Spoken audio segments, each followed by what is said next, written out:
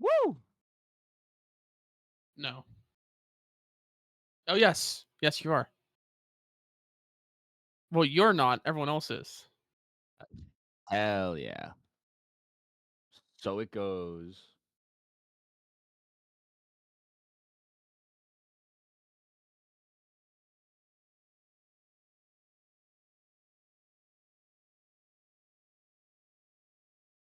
Nope.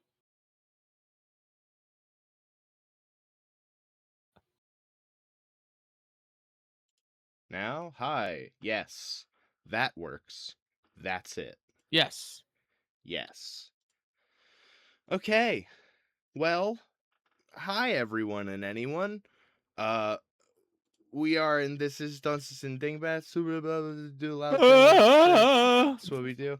I didn't get a big enough breath. Yeah. I was gonna just like scream, but I Yeah. couldn't catch my breath in time because I just Right. took a big gulp of tea. Dang. So I was like, Oh, I was like, unfortunate. That's partly on me. Sipping on tea, Jack Maloney. yes, playing Iggy. Yes, yes. Boom. Dan.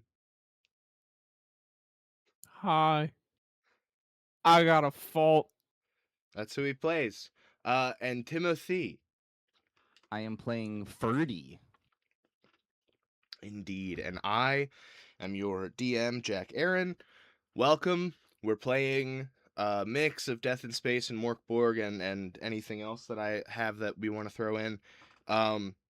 It's been a minute. We just spent a couple minutes talking about the last things that we remember happening.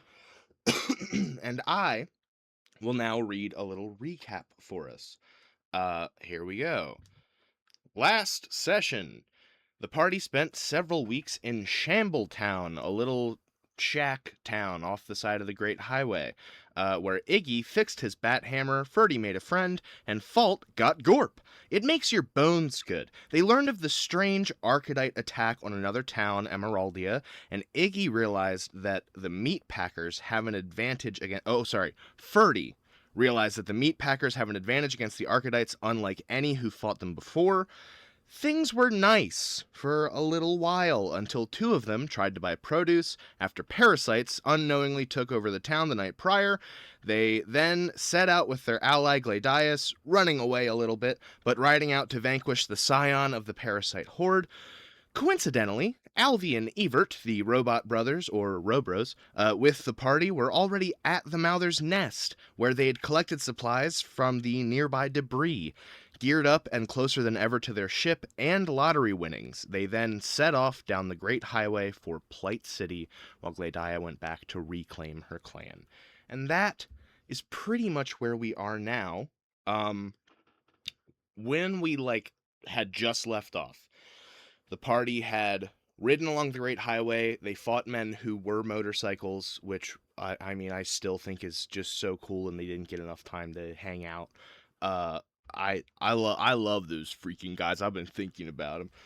But we stopped short of the great walls around Plight City, and that is where we come to as the party is riding around the perimeter a little bit. Beyond the impermeable concrete walls more than 100 feet high, you see a forest of spires, looms vined and cobwebbed with great stretches of concrete and asphalt, presumably left over from the city's life as the Great Highway's central hub. The skyline's major profile is the withered, snaggle-toothed mandible of a once great beast, reduced in lopsided putrescence to a pallid shell. I also to visualize it, the best metaphor I actually found was I think of it like a abandoned shipyard, like a ship graveyard, where the buildings are kind of like these hulls, just these masses that are these reefs, these biomes of business and stuff, with their masts as just these huge spires topped with like crazy shit. Uh, Geometric structures with arrow-sharp pyramid roofs perch precarious on slender stems of the same uniform beige material, likely a native ranculoid sandstone. Other spires are instead topped with organic shapes, like casts of giant parasitic invertebrates coiling and clawing in the high smog. Each tower sprouts roads, walkways, and bridges from its every side, all leading to each other to form several levels to this rolling cityscape. As you guys arrive, you ride up to something labeled PCCP 1221, a 100-foot square patch of asphalt, where you see there's a big gate that's like open only a couple of feet, and armed guards all standing alert. How do you guys roll up? How do you want to handle this?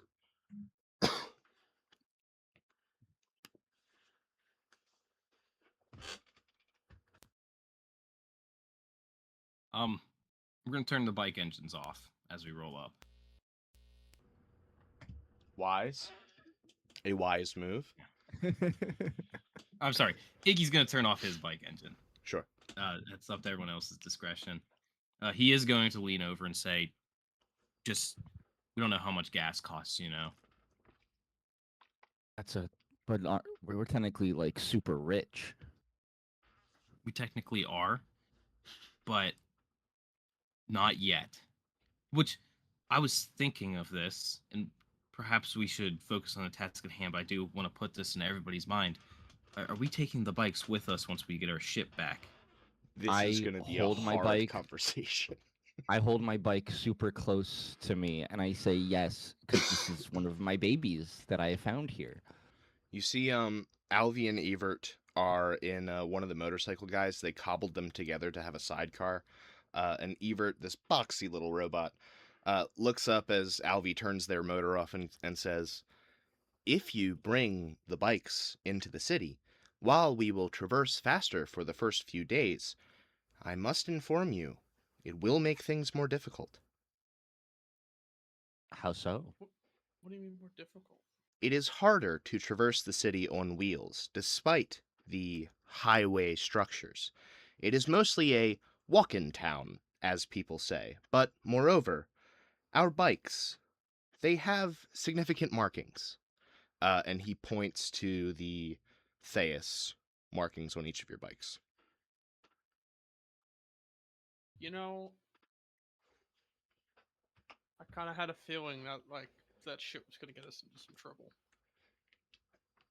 Alvy looks at the markings and goes, "It would be akin to wearing a gang's colors in disputed territory." Right. Well, Okay. then, well, here's what I propose. We're not on the biggest time crunch, are we? Evert and Alvy look at each other, and they look at you, and they go, "That appears to be up to you." So, listen, the ship's gonna be where it's at. You know what I mean? Why don't we could go stash the bikes somewhere, then go into the city, and then always come back and grab the bikes. I'm okay with that. I'm down for that. As long as I get to keep my bike at the end of this adventure. Ooh, can I do a tech check to see if I can pull out like the spark plugs of our bikes? Interesting. Yes, I'm gonna call it a DR8. Could I do a tech check or intelligence to see if I saw a good spot to stash them on For the sure. way here? Absolutely. Make it savvy, Jack. Okay, I'll let Diana. 10 Savvy. on tech. You got it. You know how to permanently disable these bikes. Someone could replace that part, but it's better than nothing. Can I do an additional check to see if there's anything else I can see that would if I remove it, it would be harder to replace? I think that you have fully passed the check to do what you're asking me to do. The Mm-hmm. problem is anything that you could take out and carry in with you, someone could find inside and carry out with them. So unless you're saying you want to saw it in half with a chainsaw and then weld it back together, you do everything you can, you know. Okay. Makes you, sense. You put sugar in the gas tank, man. But like someone could clean it theoretically. This is not a sure thing. I'm Yeah. letting you all know that. Jack, what'd you get on the savvy? I got a 9. Okay. I think with a 9, you saw some spots that were covered. You even maybe saw some vehicles laying around a lot of places, but everywhere is public right here. It's all a public roadway. Did any of you guys see anything? Any good places? I saw a few, but Not really. Let's dig a hole and put them in there. Okay. Hold on. Your idea. I'm not shitting on you. I'm not shitting on you. I'm just Shit on asking your a idea. really pertinent question. Your idea of hiding them is to make a freshly dug hole and cover that with freshly moved dirt. Yeah. Don't remember he's sensitive. Go Yeah. easy. Okay. So I love the enthusiasm. The enthusiasm you. is in the right place. You're thinking in the right line of thought. Absolutely. That may not have the effect you're intending. A single tear starts to fall from my eye, and I go, No. "What do you mean?" It was a good idea. I'm glad you brought up the idea. He's gonna look over at Iggy and be like, "How do I tell him that it's not? It's like it's gonna make it obvious."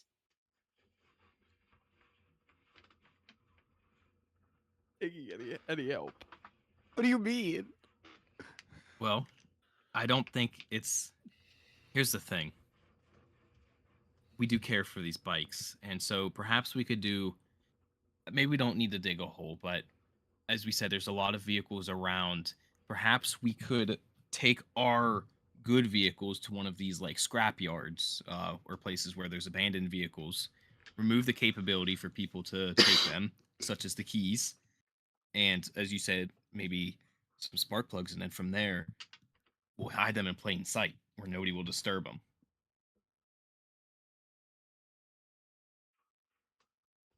Okay. Yeah, that works. Fault Pretty, doesn't it's all correct. good. Doesn't say anything about that. He just kind of was just like, okay. All right, well let's go stash them. All right. I think Fault actually. I think with that like shrugged shoulders, he just kind of gives you a knowing look of like he's got an idea. He doesn't want to shit on everybody right now, so he's just gonna he's just gonna go along with it. Okay. You guys go stash your bikes among some trash. I think there's like a big bush with like 4 or 5 cars under it. And Can you're I roll able tech to see how well we hide them? would it be tech? Yeah, we can make it tech. That's fine.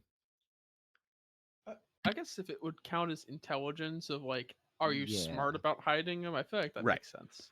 I rolled a I'm gonna 13. I'm gonna Unless roll anybody mine else wants also. to. I want Yeah. to roll. So for I want to roll for like individual bikes, kind of like we each hide them. I actually like that Okay. idea. Okay. Yeah, I love that. Okay. I really like that idea. That's fine. If you guys want to do more work, that's totally I cool. do. I got a 16. Okay, Ferdy's bike is I- under a car. I also got a 16. That False bike is under a car. Okay. And I said 13. Okay, you guys hide the bikes under trucks. Like, they're very hard Yeah. to see. It's very unlikely anyone will find them. Okay, great. Bikes are squared away. How are we approaching the gate? Casually. A little nonchalant. think Falt's gonna kind of just double check that everything that looks very Archetype on him is covered by some form of clothing. Okay. Cool. Good. What clothing? So he still has his space suit, his space punk outfit, I believe. Oh, yes, yes, yes. Okay. Cool. I think the only thing that looks dramatically like an issue would probably be his arm and probably his arm and the thing on his chest. So I think he's just gonna make sure he's got the uniform over it, and then he's Cool. he's gonna put his hand in his pocket. Nice. Great. That's not intimidating at all. Awesome. You guys, I think you're all doing your best to not look scary, probably. You see at the gate there's one guy on either side of the door. They're maybe like 10 feet apart, and then you can see that there's like a bunch more guys on the inside, and then there are parapets jutting out from the wall with doors where you see there are some more people stationed. There's also like a barracks, so you would assume there's probably some more guys in there, but you see, I think you see somebody talking to one of the guys, and then they go in. I think you see they maybe show him something and then walk in. Is that the fellow we need to speak to? I mean, he seems to be guarding the gate, so I'm gonna go with yeah. I think he's probably it. I mean, he's got to be it, right? Who else is it gonna be? I mean, One What way do you to think find out. What do you think yeah, the it's got to be him. requirements are? What do you think? What? What do you think the entrance requirements are for this place? I mean, I- you look in, it's sort of haphazard. I wonder how strict they are about visitors. I wonder if it's just maybe it's just a sign a waiver kind of thing. Like just don't kill anybody, don't fuck up people's shit. Maybe it's just a waiver. It's probably not, but I mean, it could be. You never know.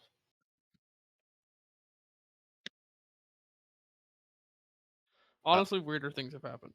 I think you guys see a bunch of signs all over, like above the entrance. Many of them advertising things like products and such. But some of them are ordinance, no murder, without valid license, things like that. No soliciting if you get caught. Just like all the various warning signs telling you what the city is like. And in the middle, you guys notice that there is a big black rectangular screen that is just showing the number 68 in bright red letters. I'm sorry, what were the numbers in red letters? The number just says 68. 68. All right, well, let's get on with this then and speak with the fella, and perhaps we can just get entry. Yeah, all right. Okay. All right. Yeah. Does anybody want to take point and do the lion's share of negotiating?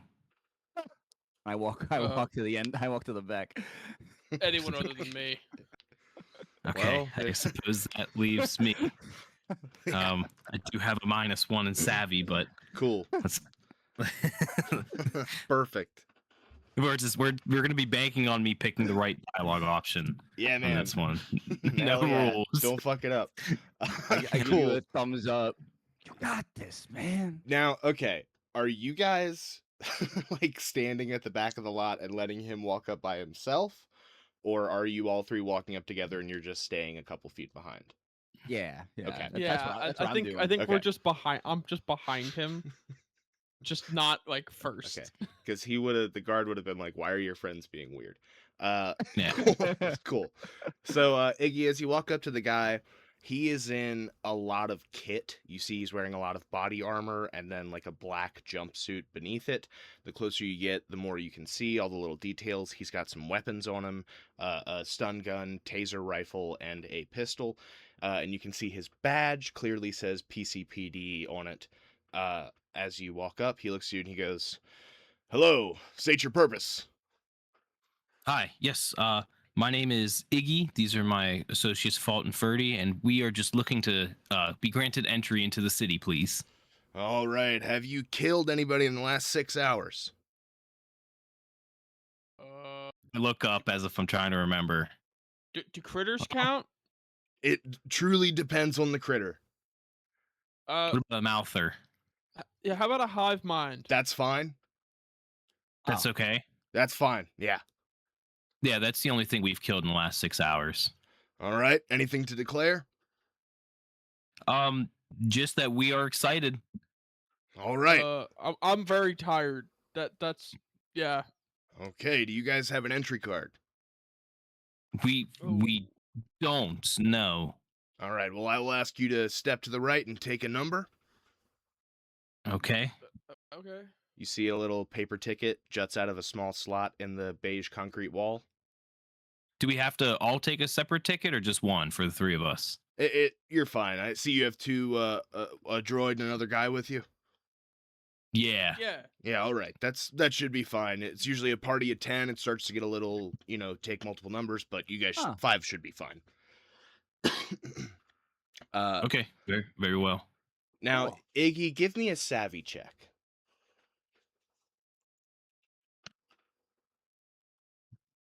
It's a 2. Nice. Looking up at the board, you see the number is 68. You see that guy just went in. There's only a couple other people waiting. As you take the number, you get so excited that it's going to be the funny number. But you forget that there's 2 people waiting, so you pull it and it's 72. As you pull it, I think you all hear the roaring of engines as a cavalcade of Theus dudes roll up here. If you still had your bikes, this would be a fight. But because you hid them, they don't really give you guys a second look. I think you see one guy.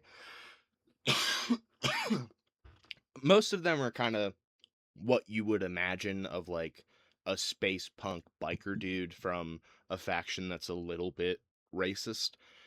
Like scraggly Caucasian humanoid with long white hair, jean jacket with like the Theus patch on the back, ripped jeans, lots of chains on the jeans, big glasses. I think these guys maybe have like one pig guy with them. But he clearly is riding in the back and carrying most of their stuff. And the guy in the front is enormous. It's impossible not to miss him. His skin is a deep blue and very sunken in. He kind of looks like he might be dead. But he's in like giant, like power armor type metal suit, very bulky, welded on plates. It doesn't look like it comes off. And you see as he walks up, he goes, "Glurg, here to engage in festivity and revelry." You see the guard goes, "Ah, Glurg. Yeah, we've been expecting you. I'm not supposed to let you in." And you see he goes, "Rink, tell the man what'll happen if he goes through with that."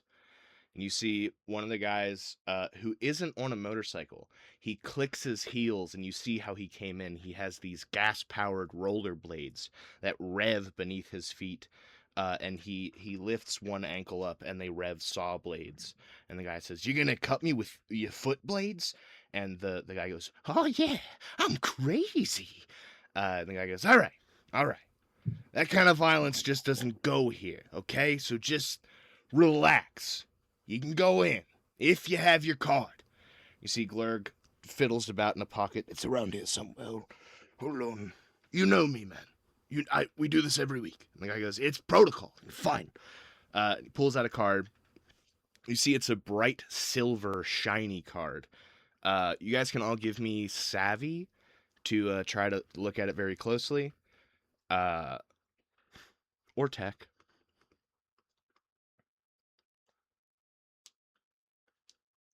Seven. Nice. Not one, so pretty much doesn't matter. Nice. 15. Cool. You guys notice that the number changes to 69, and that's too funny.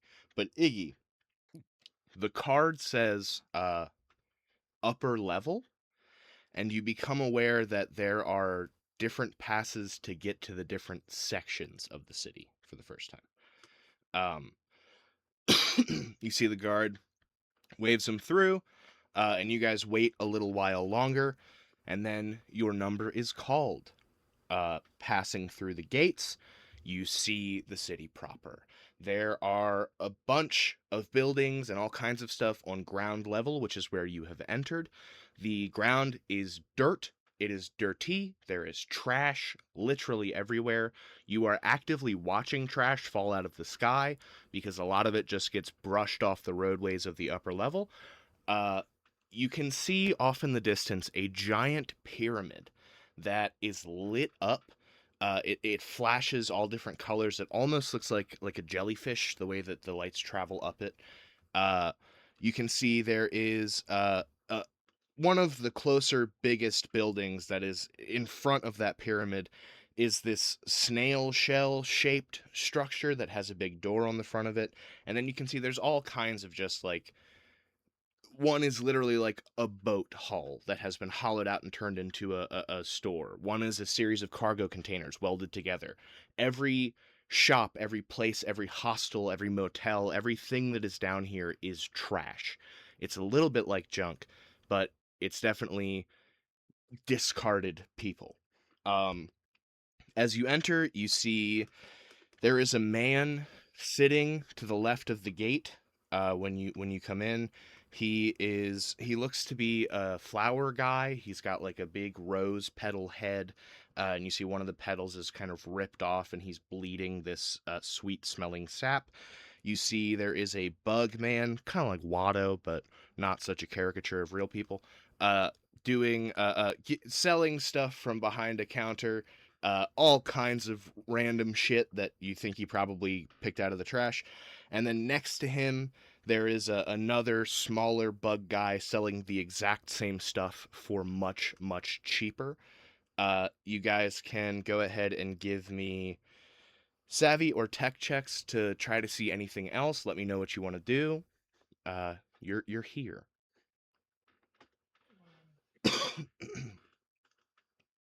Rolled a nat Uh, 1. Nice. 4 on tech. 19. I'm gonna call 19. Dan, what do you want from that? that.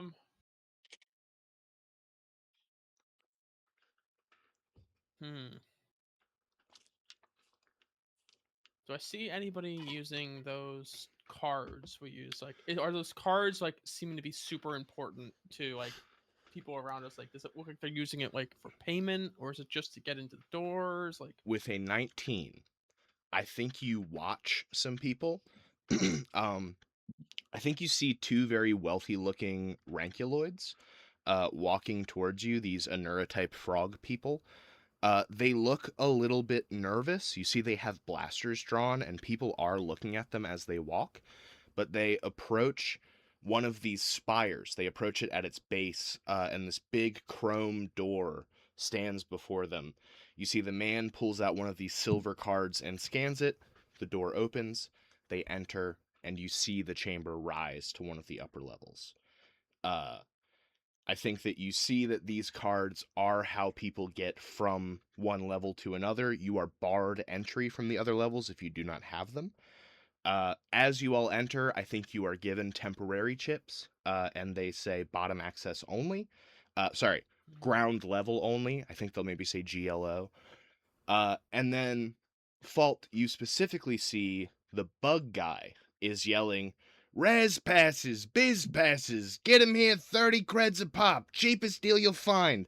And the guy next to him goes, Res passes, biz passes, 24 creds a pop, cheap as you can get on the street, I swear. So people are selling them. You suspect that they're not as hard to come by as they maybe should be. The other two, you guys, there's arcades and all kind of shit. You see posters about events at the Pyramoid, which you would assume is the big pyramid thing. And then I think you also see there's just like a bunch of bars and restaurants. Iggy, did you get the nat one? Yes, I did. Every store on ground level says now hiring in the window. Dang, guys. If we wanted to, we could get a job here. I believe that would be counterintuitive to your plans, sir. yeah, Right. I mean, you're so right. But we could. So right. I mean, we could. I don't see any. Do you see any aquarium stores? You see a pet store. Let's go check out the pet store. No, I'm gonna check out the toy store. Tim is actively fighting everything in him that wants a little guy. I see you. Cool. Yeah, there's a toy store. Absolutely. Hey, this is a good opportunity to try something. Dan, what do you want to do?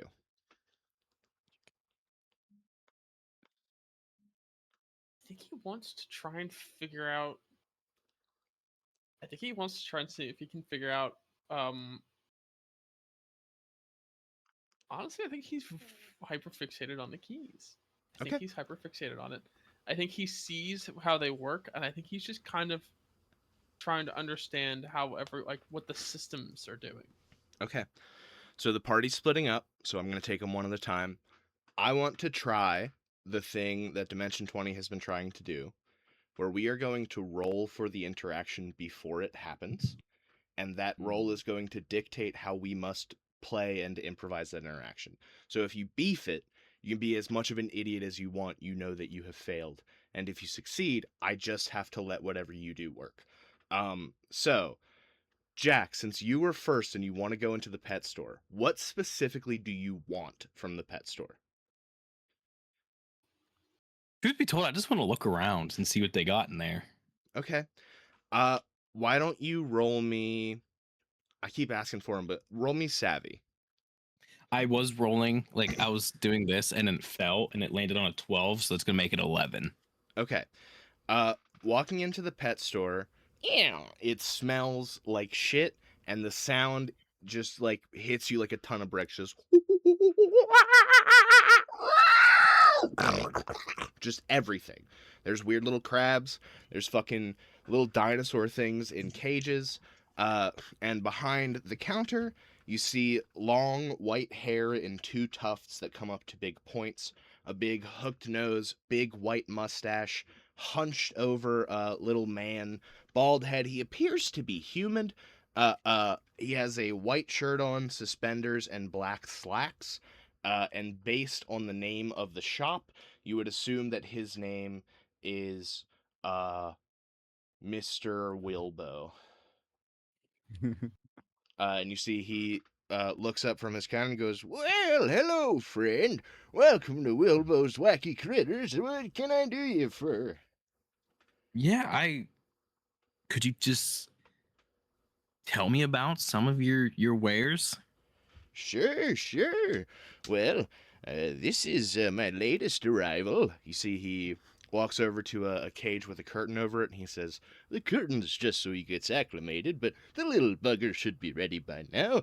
And as he pulls the curtain back, you see a human nose about 16 inches tall, just like perfectly formed, like sloping down, very triangular, big nostrils, little cherry button on the front, with human legs and feet coming out of the bottom, just behind the nostrils.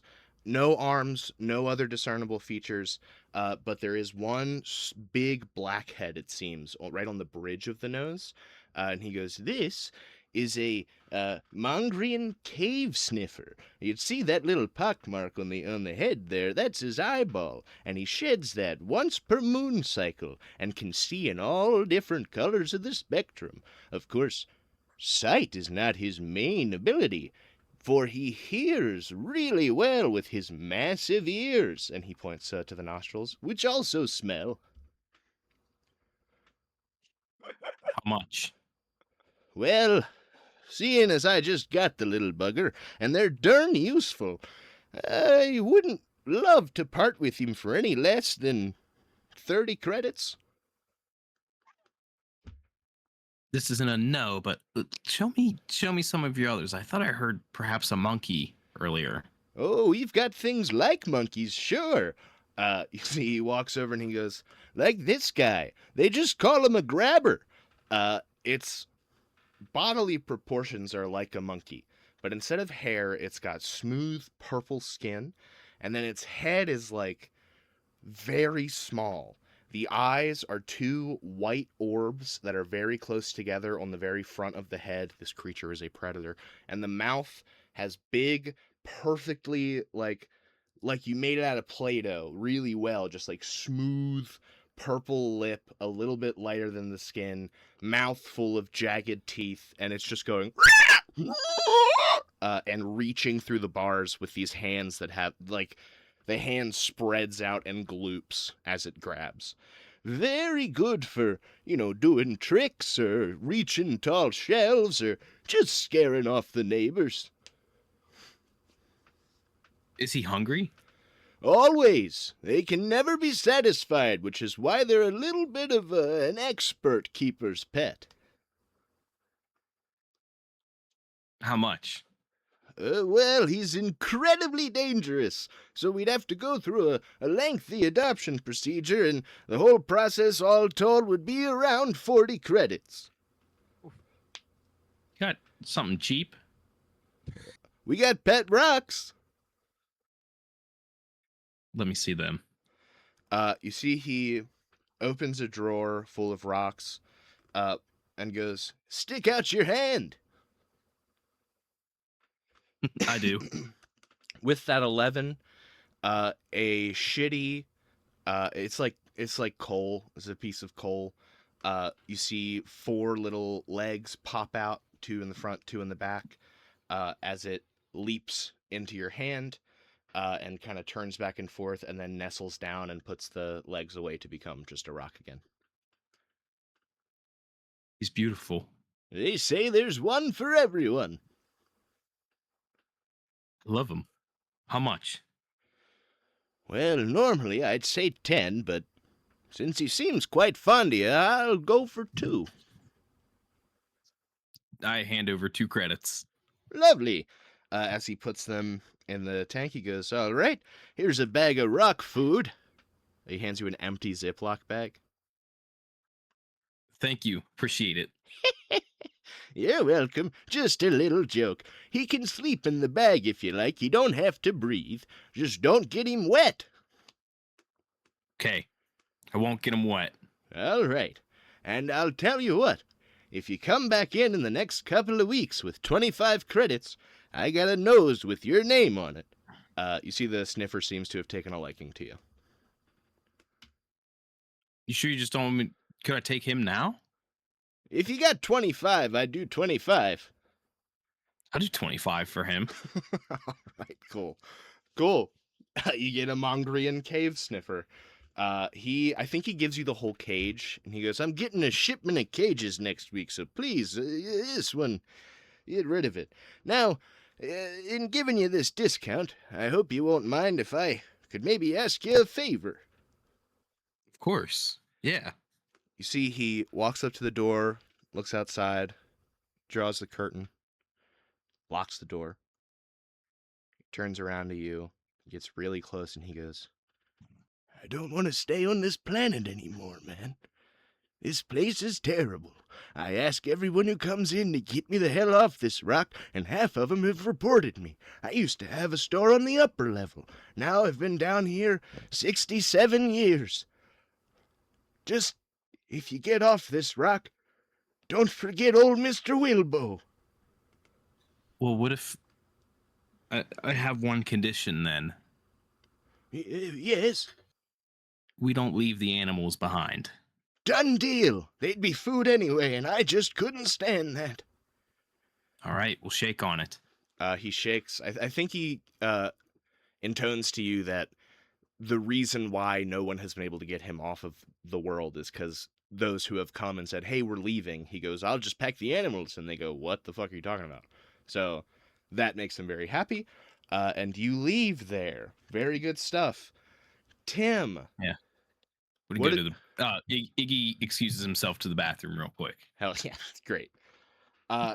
Tim, what did you want from the toy shop? I wanted to browse and see if I can find like the gnarliest, most like this should not be in a toy store toy. Awesome. We'll call that savvy 2.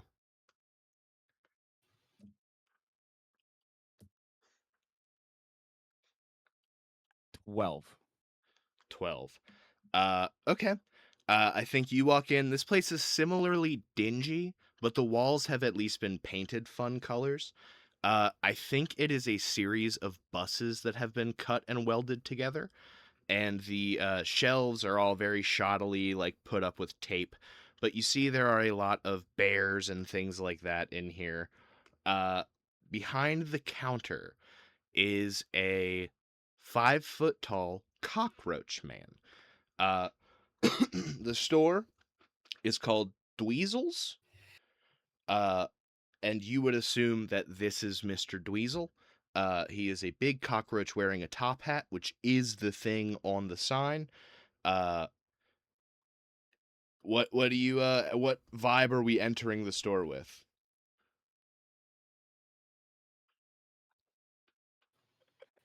I walk in and I don't expect that.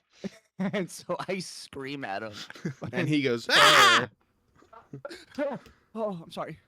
I'm sorry. Oh, that's all right. I'm so sorry. You're all right. I'm so sorry. That's all right. Oh, yeah, come on in. I got a bunch of stuff in here. All kind of things for you to look at. If you can't understand my native accent, I totally understand. I can try to talk more normally for you. No, that's no. You're doing Good. great. Good. It's a killer on my fucking larynx. Okay, I get that. That's how we say hey. larynx. Yeah. I'm 30. Great. Years old? No, Ferdinand. My friends call me Ferdy. Oh, good name. Thank you. I'm assuming you're Mr. Dweeb. Yeah. You're Dweezil. Dweezil. You can call me Dweeb. Dweezil. I don't know. Dweeb's Oh, fine. No, I'm so sorry. I'm Yeah. sorry. I'm bad. Nah, it's all right. Okay. I wanted. Do you have something strange? The whole shop's full of strange stuff, kid. Hey, pull down that doll with the pull string. Yeah. Okay. I pull that. Just like a horrible man scream from a little girl doll. I put it back on the shelf. As you put it down, it goes, "Thank you." Oh, I didn't like Yeah. that. No, it's I terrible. didn't like that at all. Yeah, that one sucks. Do you have something that's like dangerous? You ever heard of knife ball? Knife ball? Oh, it's my favorite Rankulin sport. No, it's what? Oh, hold on. Mom moved the brood here when I was an egg because Dad had the shop, and I instantly fell in love with fucking knife ball. Knife ball. You see, he pulls out a baseball just covered in knives. And he goes, "Catch!" and tosses it to you. Give me a dex check.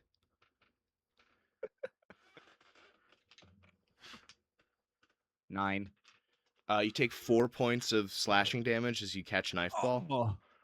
Oh. Yeah. Jeez. Yeah, man. How's that for dangerous, huh? Holy fuck. I got bandages and stuff on the house. Don't worry about it. Oh, thank you. Yeah, man. And Ferdy has a look in his face of like he has just come up with the greatest idea. Oh no. Oh Get no. the sound of this. I have some I think I have some notion of another piece that fits into your puzzle. Oh I'm god. concerned. I'm concerned. Want to buy the knife ball? Oh, part of me hesitates to I'll tell you what. You can't buy that knife ball. That's a display piece. It's my knife ball from when I was a kid. But It has my blood on it. It's got a lot of people's blood on it, kid. I got I feel gross. Oh yeah, it's disgusting. I got a couple other knife balls around. Hold on. You see he rummages, he goes, "Ah, fuck. Ah, shit. Ah, this box is full of knives." And then he pulls out another knife ball and he goes, "Here it is. Perfect. There you go, buddy. Call it 4 credits." Oh, done deal. Can I buy 3 of them? Hell yeah, it gives me an excuse to make more fucking knife balls. Fuck yeah. Oh. Oh, I love you, Mr. Dweebs. Yeah, perfect, perfect. Oh, thank you. I give my credits. You want a Hit the gun? nightfall. What? Yeah, I got guns for the kids. Can I see them? Yeah. He pulls out a case just full of guns, just pistols, rifles. It's a really big case. It's got a lot of guns in it. He goes, there's not a lot of kids in Plight City, but those that are have to protect themselves. It's dangerous No, going to for school in a sure. town like this, you know? Sure. You're not supposed to use them in school, obviously, but a guy comes up to you on the street, hey, kid, give me your lunch money. You gotta blast the motherfucker. Don't No, kill him. I tell all the kids, aim low, you know? I agree. Actually, I say that Shin sentence or very lower. strongly. Yes, a lot less arteries, just like the rules of knife ball. Shoulders and shins, shoulders and shins. May I show you something that I have on me that I won't use on you? It's an incredible pitch. Go ahead. I press my button. I show my flamethrower. You got anything that I Holy could add hell. to this? Holy shit, man. Yeah, but you probably might be a little rich for your blood. Okay, what is it? He puts this like antenna on the desk and he goes, "This is a lightning module. It would electrify the fire. How much? It's 50 credits for sure." Definitely don't have that, but I did notice the help wanted sign on the door. Oh yeah, it's Can I impossible to find help these days. Can I work for some credits to get this thing? Do you have your biz pass? I panic and I accidentally show one of my holographic cards that I have. My deck of holographic Sure. cards. I just pull out one of them. All right, I got decks of those.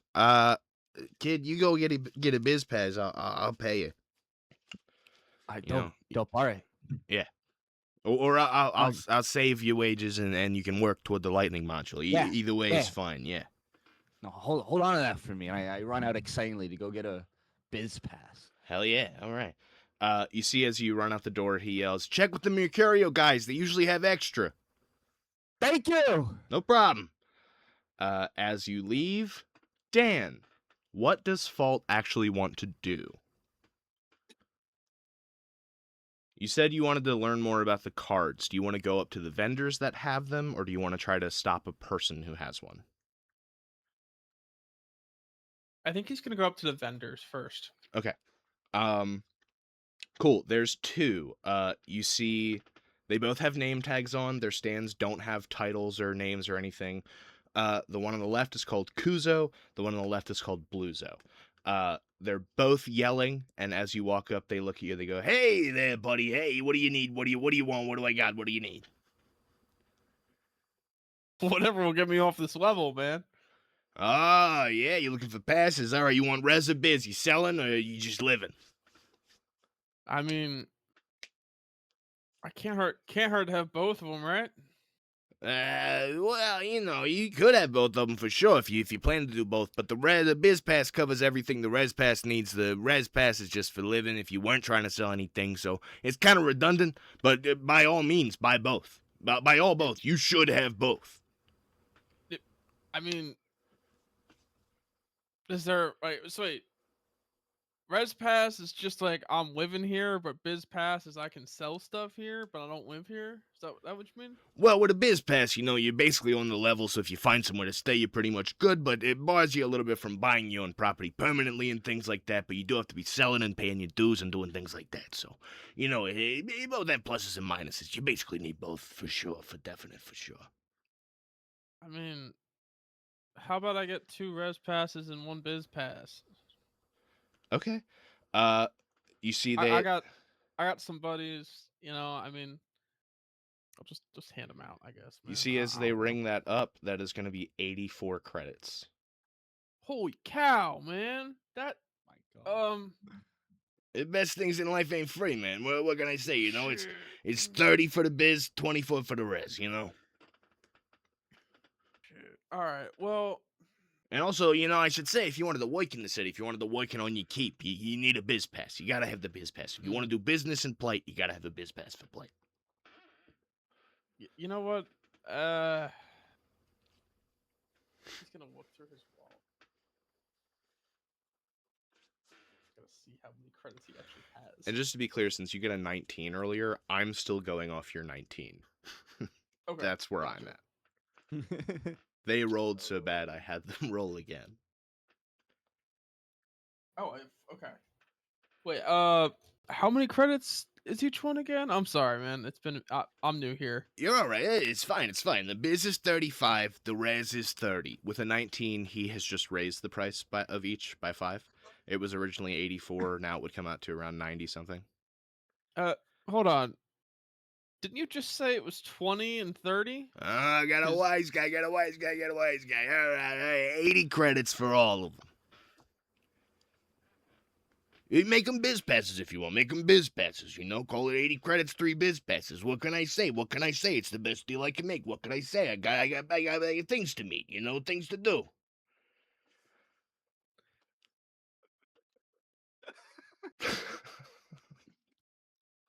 How about we just do 20 for the one biz pass? How about that? All right. That's all right. I mean, if you're here alone, if you're a lonely guy, that's fine by me. I mean, I imagine if somebody's coming up as like a guest with you, you know, you get one pass, you're good. No. One biz pass, 25. It was just 20. It was You're not 30. It you're was not fooling 30. me, man. It was No, 30. you're not Yeah, originally it was 30, and I said yes to 20 to get you back in. Now it's going up. Now Yeah. it's 27. Well, fuck you. I'll go to the other guy. I mean, come on, man. This is some bullshit. Yeah, asshole, says Bluzo, the other one. 25 for the biz pass. You just... What? I got things to do. I got things to meet. I got things to do, huh? All right, nah. You two, both y'all be freaking lying, man. Y'all I might standing cry. around selling his card. You ain't doing nothing. 20 or nothing. You 20 or feel nothing. you feel a hand on your shoulder, Fault, and as you turn, give me savvy. Okay. 15. The woman who now stands behind you has bright orange skin, ridges down her forehead like little spikes that then split off around her nose and down her face. She has these bright blue double irised eyes and long black hair with 2 little horns protruding from the top of her head, top of her face. With a 15, you see she's wearing these brown coverings, but you can see the transponder under them. You know that she is Legion. And as she puts this hand on your shoulder, she goes, "Hey, Kuzo, don't be a dick, man. The guy wants a biz pass. Hook him up, $20. You see Bluzo looks and he goes, "Oh, Becca, all right. You showing your face on the bottom here again, huh?" She goes, "This isn't the bottom and you know it. We're on ground level. Give him the bottom pass." And you see he looks you up and down and he goes, 22. 22, and you give me a res pass for 25. Or for 22 as well. Fine. You see Deal. he slides them both across for a total of 42 credits. You get 1 biz pass and 1 res. I think that just about makes me broke because I think I had 45, if I can remember correctly, and I lost 3 last time. So, yeah, I have just enough money to pay them both. Fantastic. Awesome. As you turn around, you see with this lady is a very clear android. He has like a clear casing instead of skin, and you can see the mechanical workings inside. He, too, has a hidden transponder under his suit. You just always look to that spot. It's a old trained thing. As you turn around, I think this lady looks at you and says, "My name's Becca. I'm not new here, but I'm here waiting on some people. Your associates came and found me and directed me to you." Oh, thank you. Thanks for helping me out with them too. Those guys, is that normal? Are those guys always like that? Everyone I here's an imagine they asshole. gotta be. Everyone in Oh, Plight City okay. is a dick, especially Kuzo. I heard Yeah, that. fair I know. enough. This is Sim. He is was Alvy's contact. They went off to go to the bar.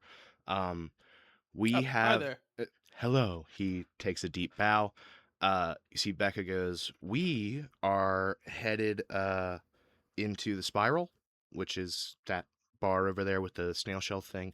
I have some Mercurio contacts there that I am trying to meet with to get. I guess I only need to get 2 passes for you guys now. One for Alvi, one for. There's 3 of you, right? Uh, well, three non bots. Right, Yeah. right. And there's something Alvi mentioned something about a ship. Oh yeah. So, funny story.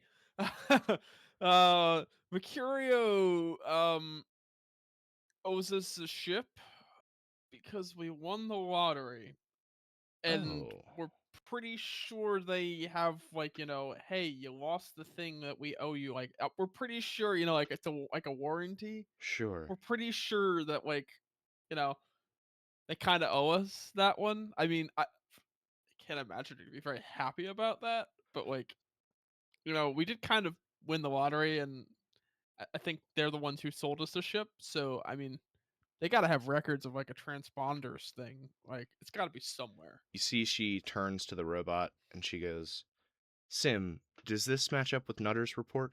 You see the robot goes, affirmative. This is exactly as he said.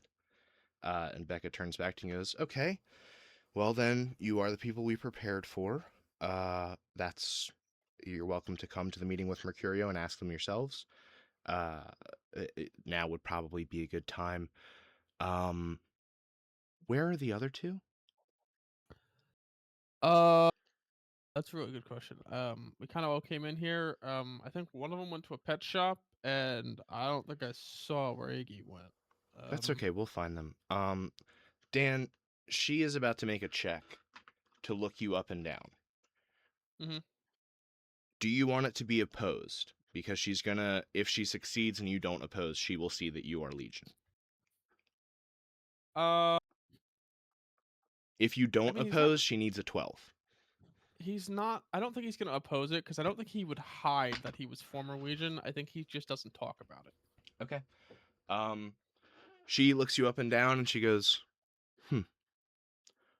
while I go find your friends, there's a man at the gate who's in desperate need of help. I just want to know what kind of person you are. Sim?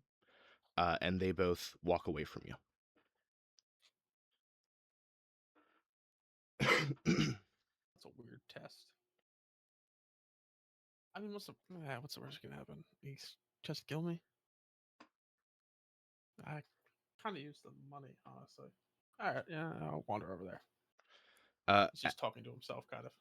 as you walk over, you see that leaning against the wall is this flower-headed guy that I had described earlier. You see he is bleeding badly. It is just kind of a thick sap, but one of his petals has fully kind of folded down and started to tear. You can't tell if he's conscious. His head is a flower. Holy crap! Are you okay? You see the flower kind of angles up like he's looking up at you. He gestures to the petal, and as he does, you see his hand is trembling severely. All right. Is there a Is there a hospital nearby? Oh, hey. He's just gonna look for anyone nearby. Yeah, Hey, Cyclops. is there a hospital or something? This guy's like fucked up. You see the flower guy waves his hands like this and makes a sign at you, and the Cyclops guy goes, he says he doesn't have the medical insurance. I mean, for a hospital, they gotta take him. Nah, not in Plight City, man. Look at that. You see that? Cyclops guy shows you his leg, which is stapled together. He goes, 3 weeks old. Still pretty fresh. What? All right. Okay. Shit. I think he starts rummaging through his backpack, Sure. trying to find anything he can get to like stem the bleeding. Okay. Um. Give me tech. Yeah. Actually, you know what? I'm gonna choose to fail this one, actually, Why? because I think in his efforts to find something, I think he would find nothing except the med pack. And I think with the triage, with like his brain being in triage of like he doesn't know what else is there to use, I think he uses the med pack on the guy. Roll me tech as you're rummaging. I did have a plan. It's actually not about you. 13. 13's enough that you see him light up at something as you're rummaging. You pull out that Mhm. med pack because that's the only thing you're thinking, and he gives a little nod like that's fine. With a 13 though, as you're like getting the med pack out and getting ready to maybe sew this pedal back on, which he is nodding at, uh, you realize he also had lit up at you have a canteen with water in it. I think he's gonna pull out both. He's just kind of like lift one up and like lower the med kit. Uh, Like, he holds up one finger and then points at the med kit, and then he holds up two fingers and he points at the water and then at his stamen. okay, got it. Okay, He puts and both I think hands together in thanks. yeah, he starts sewing them up and I think he's kind of used to doing that a I little think bit. so I think he's too. used to sewing people up. Just give me Dex with advantage.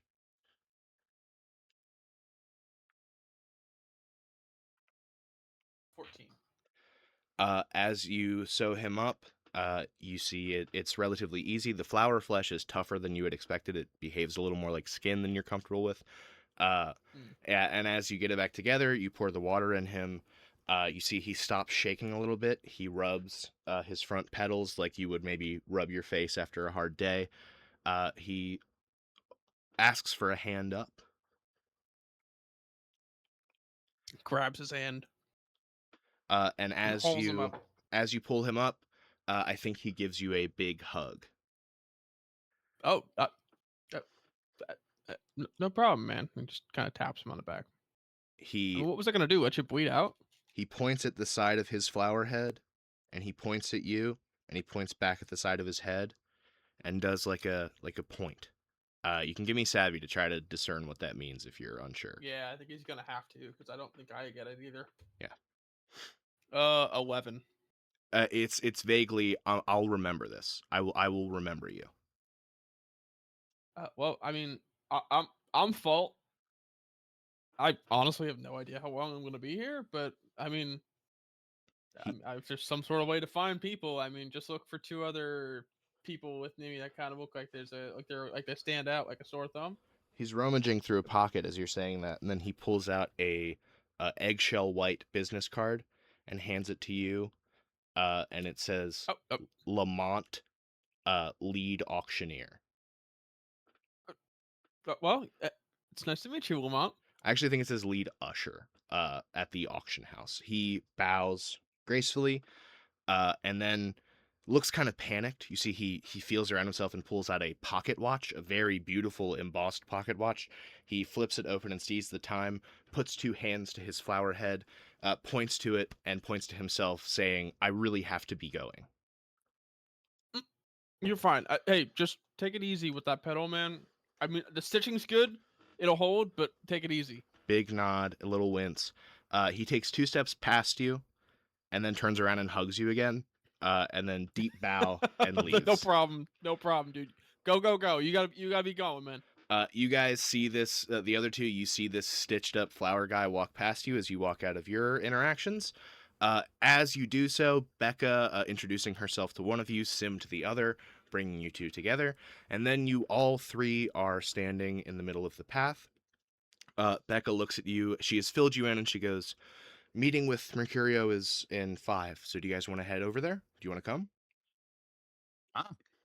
Yeah, might as well. I got Biz Pass for Ferdinand.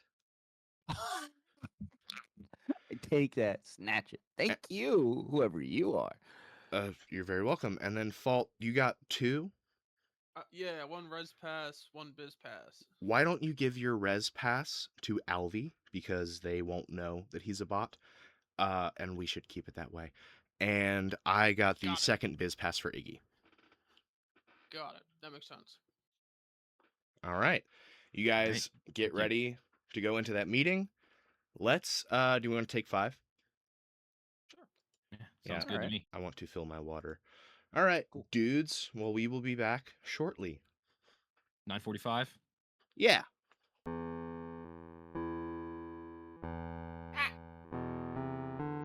Sweet.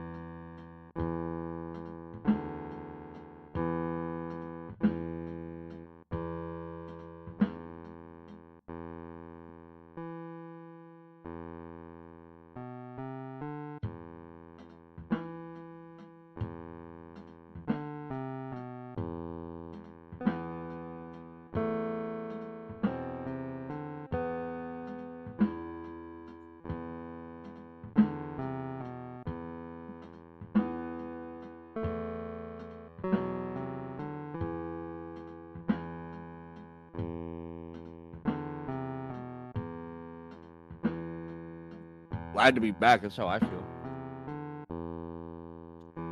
Yeah. Pretty kill shit. Pretty kill shit. All right, that's everybody back. Ready to kill shit. Okay. All right, let's make sure the audio is correct. Yeah, make sure we sound right and that I Mhm. haven't been fucking muted the whole time. True. I don't think we have. I think you're good. Yeah, everything looks right. All right. You guys enter the Spiral, which is the main bar on the ground level. I think Becca and Sim clarify some things to you on the walk there. It's a couple blocks. And then as you guys slide into a seat, they're continuing to tell you some things and fill you in on some stuff. One such item of information is how they knew you were here and why the meeting is coincidentally right now. You meet their third guy, Meath, who is an Anurotype Ranculoid himself. He is with the Legion, so he's one of these frog dudes. He has gray skin, kind of a not as big a nose as the other Anurotype Ranculoids that you've met. His is more froggy. It's a little closer in. It does still protrude, but like king shark nostrils, like goblin nostrils. And then big frog eyes that he covers with big goggles, like aviator goggles, but he can't hide his posture with his weird legs. Cat. He explains that he saw you guys coming, and the second that he did, got the go-ahead to schedule and set up this meeting with Mercurio that Mr. Harvey Wormheart, by way of Sergeant Nutter, made them aware of several weeks ago before you guys even met Alvy and Everett. They then explained to you that the head of Mercurio's operations here on Ranculus was the person that you guys are all meeting with. They apparently owe a favor to someone in the Legion, and this is them cashing that in. I think there's also, like, 2 other people of note in the bar. One is a guy called Tunk. Tunk is a warthog guy, and they explain that they know who Tunk is. Tunk sells scrap, and right now, he's selling a lot of the scrap from Emeraldia, from the city that got destroyed by the Archetype Scourge. And that is morally very gray, which is the exact kind of thing that does very well here in Plight City. And then there is also a guy called Fleeb, who is a flea. He's a very big flea. He walks in, fuck it, he's playing a bass. But he is picking up a drink order with his other arms, and he's going to take them back to his arcade. Fleeb runs the local skill game club right outside of the Pyramid, which they explain is that big pyramid thing you saw. It is alive. That's why it's called the Pyramid. The lights come from inside of it, and it is mostly used as a fighting arena. Particularly because when you die inside the Pyramid, you come back. So it's fights to the death that are for money. As you're talking, the doors pop open, and those Theus dudes you saw at the gate walk in. General Glurg, this blue-skinned guy, with his 3 boys who you hear him address as Kern, Nurk, and Rink. They all split out to get drinks and then come back to a big table in the middle. And before you know it, the Mercurio guys are at the door checking in. One more guy is here. When they're telling you about the Pyramid, they point to a guy. They say his name is Din the Wild Man Forscht. He's bright green and he has 3 arms. He's a mutant, they explain. And they tell you that he is the current reigning champion of the Pyramid. To see him out is to see a celebrity. Meath, I think, is just kind of excited to see Dan the Wild Man Forscht out here. But the Mercurio dudes enter. Mr. Tomb, this old kind of ibis-faced man, like long nose, big old beak, dark brown skin, a lot of golden rings, and then the red Mercurio jumper.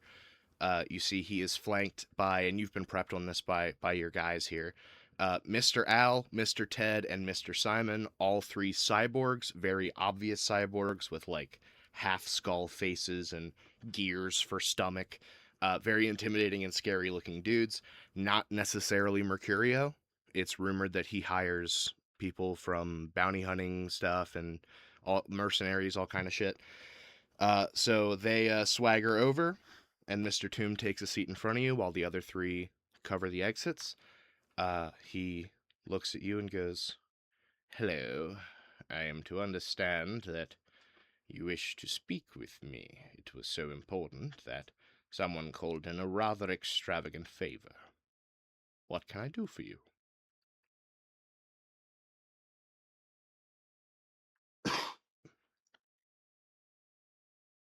We believe you are in possession of something that belongs to us. I have heard people say that to Mercurio before. The collections and reacquisition part of our job is somewhat complicated as far as the emotions of our clientele, but I assure you, anything that we possess or repossess is well within our contractual obligation and limitation. Well, then perhaps you can educate us on. I we were the rightful winners of a contest, and we were able to win something through Mercurio, and now that is no longer in our possession. And we were wondering if there was perhaps something that you knew about this. Master Clark, the base operator for New Junk City, he spoke rather highly of you when I inquired about you, because this meeting came from on high. Am I to understand that you are missing a ship and a large sum of money? Yes. Yeah, And, lots of money. By and the Legion is gads of it. involved in this. You see Becca looks and goes, "Honestly, sir, we don't care so much about the money in the ship. We care that there are people on Ranculus who shouldn't be, and we care about what happened to them before." You see, he goes, "Do you mean winning the lottery? What is she referring to, gentlemen?" we uh we didn't always look this way. We basically, what we remember is we won your lottery. We went to the ship that was picking us up from our planet, and then we woke up here. Our bodies were changed, and many of our memories were fuzzy. And so I remember a little bit more than he does. I remember us leaving Mercurio, having you all having signed the ship over to us, but the rest of what he said totally true. Ah, interesting. So if a contract was signed, then there will be a VIN number. Okay, that's something to go off of. Now, I must speak very plainly with you. Uh, Alvin, you see he holds out two fingers, and one of the cyborgs pulls out a cigarette from a little case and lights it for him. He takes a long drag and he says, "Mercurio Collections is not in the business of lotteries or auctions or giving anything. We sell and provide when paid. So I assure you, whatever lottery you won was not our making. It is very likely, however, that we supplied the winnings for the lottery, likely at a wholesale price to another competitor. Do you know who the other company would have been in this arrangement? Because I assure you it was not Mercurio." Uh, Ugh. I kind of remember. Jack, Remind me one more time. do you he has basically told you Mercurio wouldn't hold a lottery that's not their business. They would be supplying the rewards to the people putting on the lottery. They would buy them wholesale and then give them out. He's asking, are you sure it was Mercurio? I don't think it was. Who actually put on the lottery? So if you have I a note anywhere on the two companies that were on the thing. let's see if I wrote this down. I think you did. I have a memory of you doing it in real time, but you might not be able to find it. It's okay. I only have in my memory Mercurio Resource Management. Okay. Uh, is that from what you have about the original note? Yeah. Okay. Does anybody else have anything on it? Doesn't sound like it. That's okay. No, I don't think so. I have the lottery message here, and I think that you guys are able to pull it up. You can give me tech checks. You need to beat like a 3.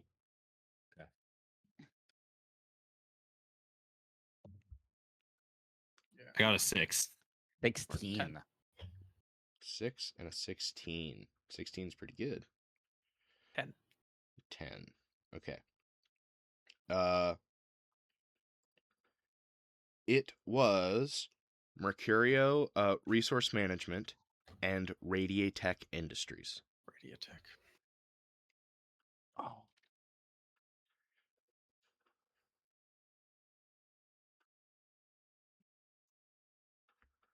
Radiotech. Yeah, okay. I would like Dan, I didn't take into account any roll for you just now. I want you to make me a tech check.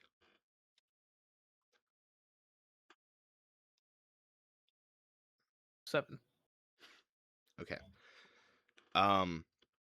You do recall the name. You recall it being the other thing on the lottery package. Do you share that with him?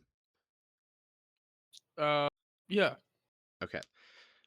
You see he says Radiatech.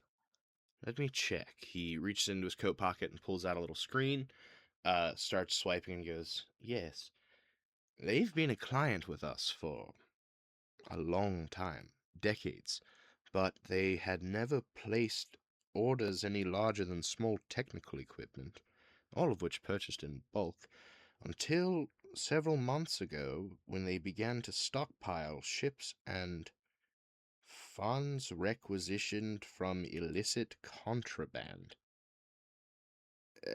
It seems that they engaged in some loopholes to acquire the funds that they were allocating to this lottery that you won. But if you signed paperwork, we should have it in our system, and it should say where you were meant to go. It would seem to me that you were likely given some sort of code to come bring to Mercurio, and then they would have given you the title and things to take to wherever Radiatech is operating from. If your memory ends there, then that might be a clue. Can I have your I name? mean, I think we had to put our names on stuff when we did it at the factory, didn't we, guys? Can I I have your believe so. name? Uh, Fault, but that's not really my name. It's Falm. Right. Last name? Uh, uh, uh, Harrigan. Sorry, I haven't gone by that in forever. Long day. You see, he types that in, and he goes, "As one of you, Ferdinand, The Oh yeah, Roswell. and the other, Ignatius." Yes. Right. Well, it would seem that you did come with the code, and we signed a title of a C-class ship over to you. Uh, Something about meat portals. Does that ring any bells? yeah, Right. that does sound about right. And then it does say here that you were instructed to retrieve the items from. So you had acquired the ship. It had been sent for you. Yes? Uh, I think it's the one we got on when we left. It looks Dimlo, that yeah. way. It looks that they sent it to you. But it seems that to fully transfer ownership, they were requiring you to return to their station. So you would have left our main base and headed to Radiatech. So that's what I can tell you. As far as where it is now, I have the VIN number here, so I can certainly look that up. But I would sort of wonder, I've answered one question. What's in it for me now?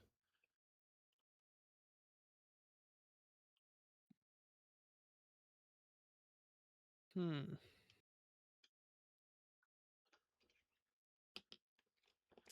What do you mean? I mean, I know what you mean, but what what would you want from us? Usually money. If you have any cool toys, um, undying loyalty, a favor, I've got goop. goop. No I thanks. got a bag of mysterious liquid. A bag of liquid. A mysterious liquid. That's ranculous. No, no, I'm thinking 15%. I think Falt's gonna put on his sunglasses with cool mode, and he's gonna use his one-time procession to bump his savvy to a +1. Hell yeah. I think he's gonna be like, I was feeling more like 7, man. Okay, roll savvy. Need a 10. It's an 11. Okay. I think he smirks and he goes, deal. You see he extends a hand to shake. Shakes his hand. Are the other two cool with this? Yeah. Okay. Yeah, I guess. Ferdy seems unsure. As you shake hands in the picture, you can see that Ferdy's unsure. You hear one of the cyborgs click their eye camera and take a picture of the agreement. He looks at you and says, they have voice recording as well. Now, let's see. He punches in a little number, and you see he goes, well, what a coincidence. It hasn't left the planet yet. But it's going to pretty soon. Leaving from where? Elysium. A privately Oh, owned yeah. island off the coast of the city. I'm sorry if you said it before, but whose possession is it in right now? It looks like when it landed on the world, it was forfeit and then was claimed by raiders who sold it at a premium to Elysium. Hmm. Hey, Mm. right. Do you have a copy of the contract that we definitely would have had to sign for you to sign it over to us? Do you have a copy of that? Certainly. Can we have that? Sure. He snaps his fingers. You see Ted prints it out of his groin and pulls it out and hands it to you. Perfect. Thank you. He's gonna kind of roll it up and put it in his bag. Cool. Ugh. Be Now, helpful for later. you should know it says here that the ship was abandoned by an invading scourge, which by Ranculin law deems it anyone's finders keepers, basically. So if you try to challenge them, we'll see what happens. More directly, the only way to Elysium is through the upper level, and to get into one of the auctions, you must have a ticket. So, that would be your problem to acquire, unless you should like to commit a little more dosh. I mean, you want more cash from when we eventually get our hands back on the lottery amount? Yes, a considerable amount more, as this will be a lot more effort on my part. A lot of strings to pull.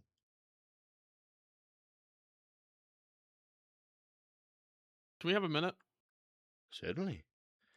You see Uh, he gets up to go to the bar. I think I'll grab everybody in. All right. I hate to just kind of like bum rush us on the other one. I mean, we got him down like below half of what he was asking for, but like True. this one, I think we need. What are you guys willing to give up for this? Truth I be don't told, got my a friend. lot. I mean, well, I I mean, was going to say, yes, we won the lottery. And giving up a substantial part of it isn't exactly fun, but I guess all I ever set out to do was find a way out of the meat factory. And I'm, regardless, have I mean, if we lots were of to money. give a lot of our money away, we'd still probably have enough to continue living decent lives outside of that. I think we have enough money to live comfortably for the rest of our lives. So, Yeah.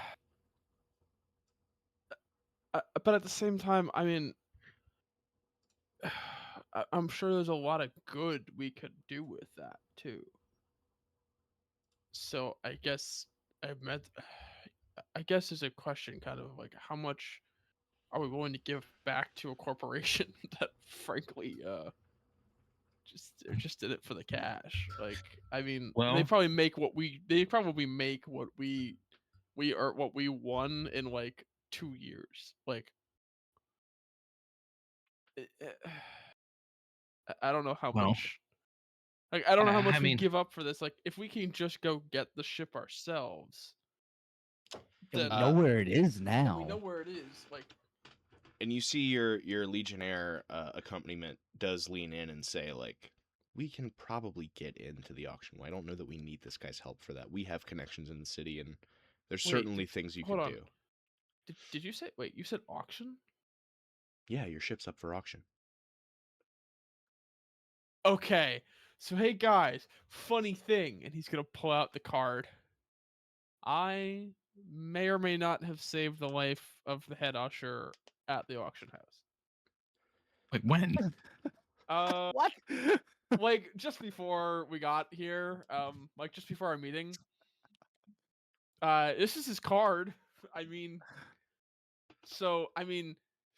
not really a lot of strings we gotta pull and save the guy's. I'm pretty sure I saved the guy's life. I mean, Fuck this guy. yeah. So Well, I why mean, don't like, we hold on? Why don't we do sort of what Mercurio does? I don't think we want to leave this meeting having this guy pissed at us and be a potential True. roadblock. So why don't we give him a promise that if we utilize his services, we will give him what he desires. But if we don't use his services, then nothing is owed. I mean, that sounds like a pretty. I mean, I'm not a contract guy, but like, that sounds like a pretty square deal of like, if you help us, then you get paid. If you don't, then if we don't use it, then you don't get paid. Like, Yeah. that kind of makes sense. It seems fair. It seems businessy. All right. I mean, I Shall guess I? like, well, what are we willing to pay? I mean, do you want to give him the other 8% we just got him to come down from?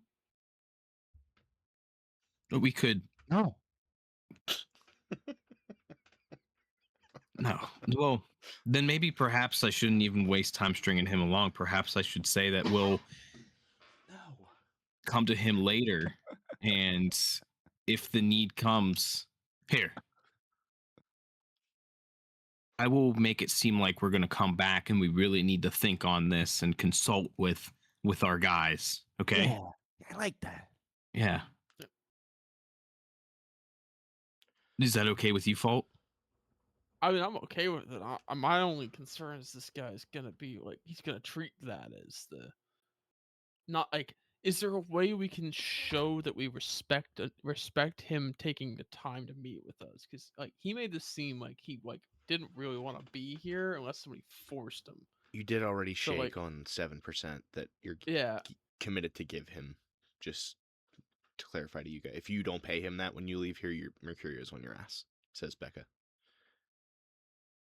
Oh. I mean, We'll give him the Then- 7%, but that's it.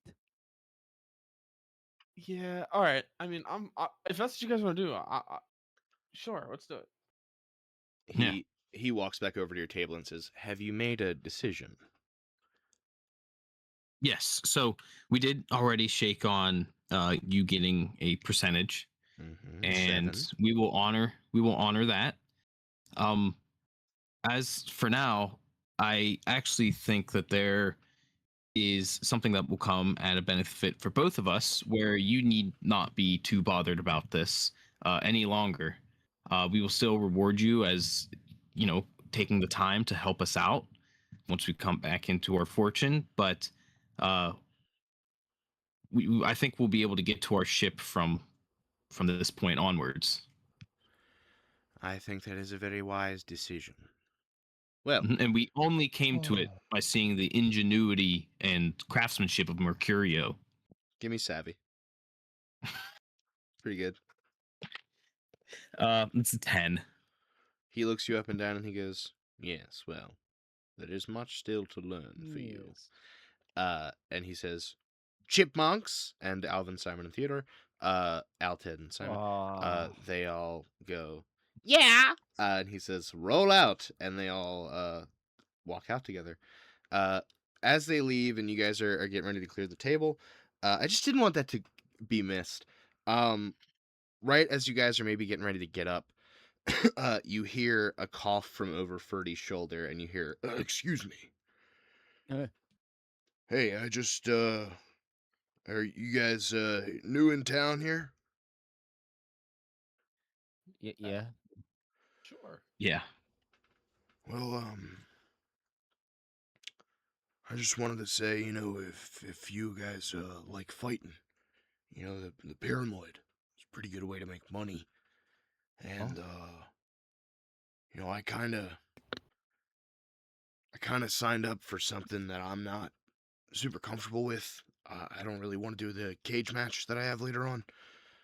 So if you guys are trying to get to the upper level, I totally, you guys can take my pass. I'm gonna have to say you stole it once you're off world, but just, let me know. And then How don't much place money it. could I win? It's 100 if you lose and 300 if you win. I'm in. And I Yeah, fight let's with do one it. hand tied behind my back, and you can all three fight me at the same time. I'm in. Hold, I'm in. guys. Do we even have 100 if we lose? We're not losing. No, you win 100 if you lose. Oh, I Yeah. thought you meant it was gonna cost us. Oh, okay. 100 each or 100 split? It's if you fight all three together, it'll be split. I'm fighting on my own. Awesome. I think Fault just gives you this look of like, you're fucking toast, dude. What? Yeah. And but he doesn't say anything. He doesn't say anything. He just gives you that the look that says that without saying it. Of like, what?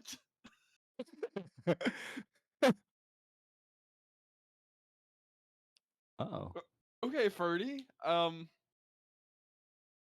Okay. have a specific mission I have to do before we leave this place. And it involves money.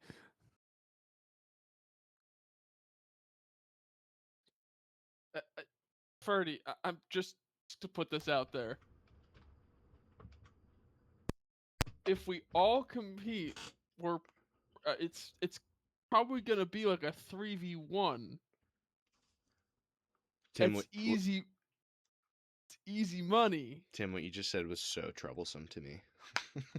I have no fucking idea what that means or what you're possibly planning at all. I grabbed Fault by the shoulders. I said, I need 50 credits. I hate that you have a specific number in mind. That You sucks. told me the number. I don't remember what you're buying. The lightning. The lightning Oh, module. for sure. Yeah, I'm frightened of that. I'm frightened of you getting that in one go.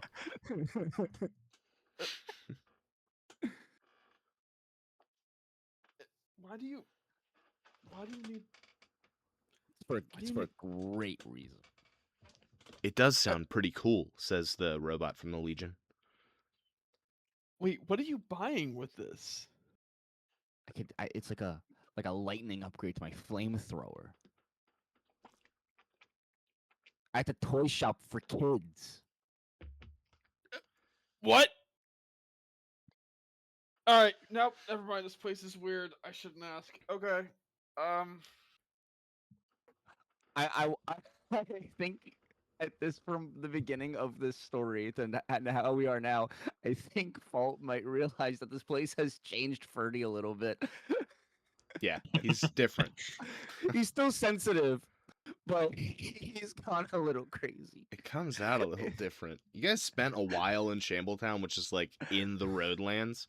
And you will spend a while here, by the way. We're gonna say like 2 weeks pass. I think maybe the fight is in a little while. So, as we're finishing up here at the bar, the Legionnaires tell you that they do have a residence that they are temporarily renting. It is on the bottom. To be clear, it goes ground level and then the bottom, because that's where the most people live, and they don't like to think about the fact that the poorer people live under them, so they call where they live the bottom so that they can just trick themselves into thinking that's it. And then the upper level is above the bottom. So upper level, bottom, ground level. A lot of people live on ground level, more people live on the bottom, and then very few and the very wealthy live on the top. You are staying somewhere on the bottom, and so with our last 30 to 40, I will say, as you guys walk out of the bar, you see there is this skill game place on the bottom. There is the guy selling the scrap from Emeraldia, who I think you saw maybe eyeing you while you were in that bar. And then there is also, you see a fortune teller's shop up here on the bottom, run by a woman by the name of Lady LaFab, who is an elephant lady. There's all kinds of other stuff here. What do we want to do with our, like, weeks that we have here before the fight? Just quickly.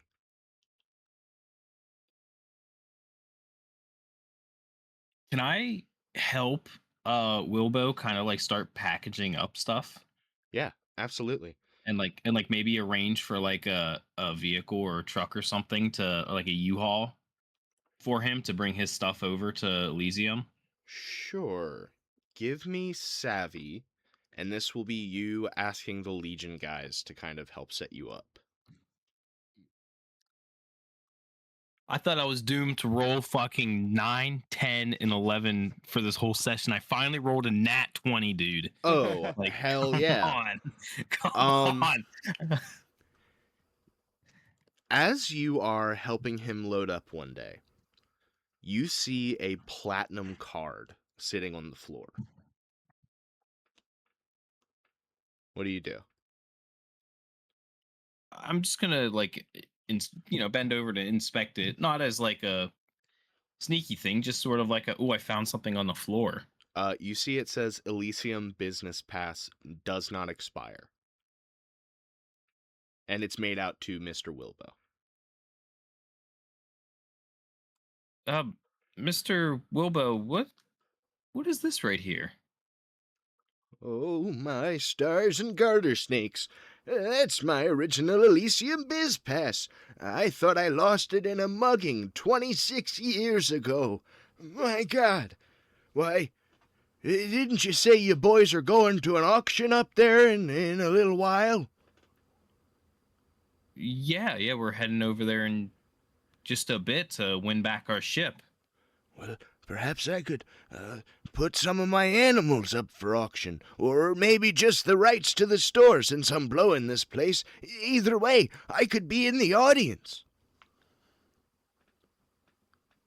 Oh, okay. Yeah. I mean, yeah, that's I was thinking we could just get everything moving and then perhaps you could use this just to get into Elysium and then we load you right up.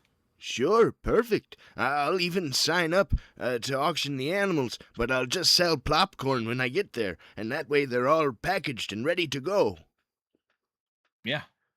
Yeah, sounds good to me. Perfect. That's what a nat 20 will get you. That just is going to work.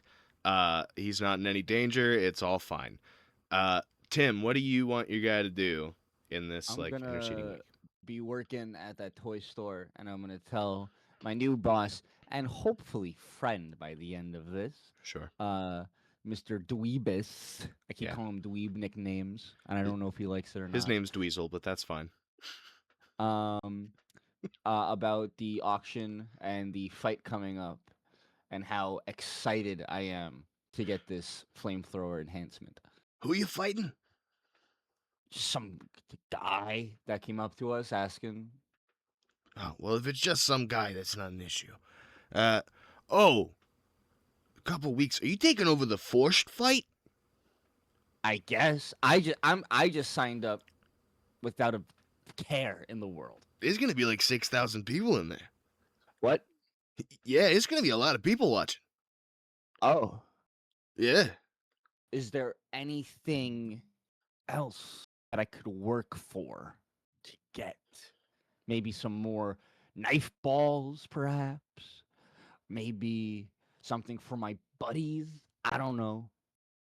Roll a D100 and half the result, and that is how many credits you have made working here. Okay. It's a freaking 2. Nice. Um, You break a whole shelf no, full no, of like I said, stuff. no, I didn't roll yet. I was making Okay. a joke. Need to find That's a what would D100. happen. That He would suck. charges you a bunch of money, and you walk home with $1 profit. I would cry. Yeah, it sucks.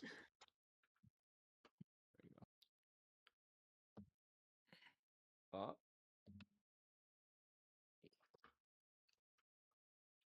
fucking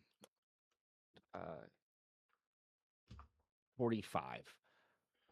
Okay, so halved to, we'll call it Well, that's with 23. that's with the half. Oh, I you got roll 8. a 90? Yeah, I got 80. Holy shit. Okay. You make 45 credits in the 2 weeks that you work here. Rad. Yeah, you sell a bunch of knife balls, you sell a couple guns to small Rankulan children. Naturally. They love them. They can't get enough of them. They think they're awesome. They say I won't use it in school cuz that's fucking crazy. Thank you. Of course. We're the best thing about this society. Dan, what do you want Fault to do? I think Fault checks in like on occasion with the I think he first of all figures out how to find a phone here to call someone because I Sure. don't think he has one. Sure. So I feel like he might honestly I feel like he's maybe tried to sell his 6 goop he has because he needs some credits. Roll me savvy.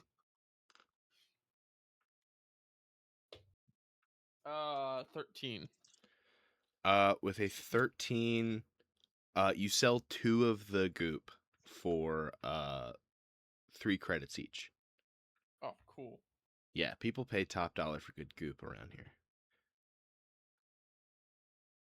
Is this from Dr. So, Grot?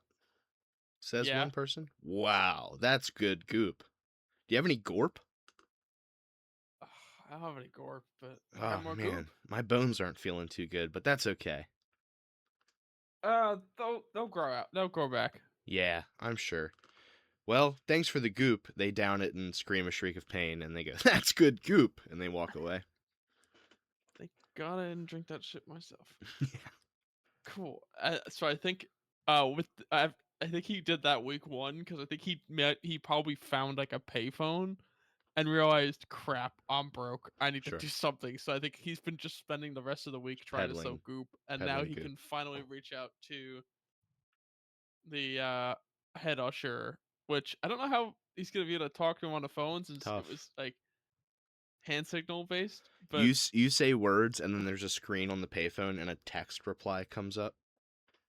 So yeah, I think what do he you checks say? in with him to see how he's doing. Of like, hey man, like just the guy who helped stitch you up. How's it hanging? How's the stitches going? Pretty good, mostly healed up. Lol. Took a nasty fall into a shard of glass. Definitely didn't get jumped. LOL. Slash face. So like, Damn. Okay. I'm gonna be at the auction house actually coming up. I don't know how this all works over here, but I mean, like, if you can put in a good word for us, that'd be really helpful. We're trying to get our ship back. letter U have ticks. I think we're working on it. Yeah. I'll see what I can do. And then Thanks. you see the next one says, if you'd like to meet, come to Lady LaFab. All right. Cool. Cool. Do you want to do that? Sure. To enter the pyramid most easily, it is explained to you over the course of the week. You would want to actually enter from ground level, so everybody kind of funnels down and enters the main entrance. There's security just like the gate at the front. Lady LaFab is on ground level on the way to the pyramid. So we'll say it's day of. It's like an hour or two before. Fault, as you're making your way there, do you want to bring the guys since you all need tickets? Sure. I'll introduce the rest of the gang. Cool. So you see, it looks the most like a normal storefront of every place in here. It looks like a retro diner from somewhere else got just scooped up by a big piece of equipment and dropped roughly here. The windows are broken, boarded up. But as you walk, you open the glass door, and walking through, you are hit by the bead curtain that is like inches from the glass door. It's awkward. It's very awkward coming in. And as all of you step in, you see Alvy steps in behind you, and then Everett steps in. And Everett looks up and says, Frog Whistle Bank 3, 9-7. Forthwith come the clock.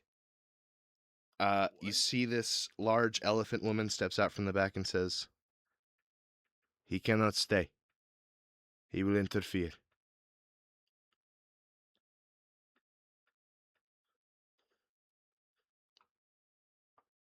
What do you mean he'll interfere? Alvy looks to Everett and says, are you okay, friend? And Everett looks up and says, forthwith went the raven, the crow flying east? And Alvy looks to Everett and says, why don't you step outside, friend Everett? And then he looks to you three and says, gentlemen, be cautious. It would seem you are in the presence of a real fortune teller. Oh, And he leads Everett out.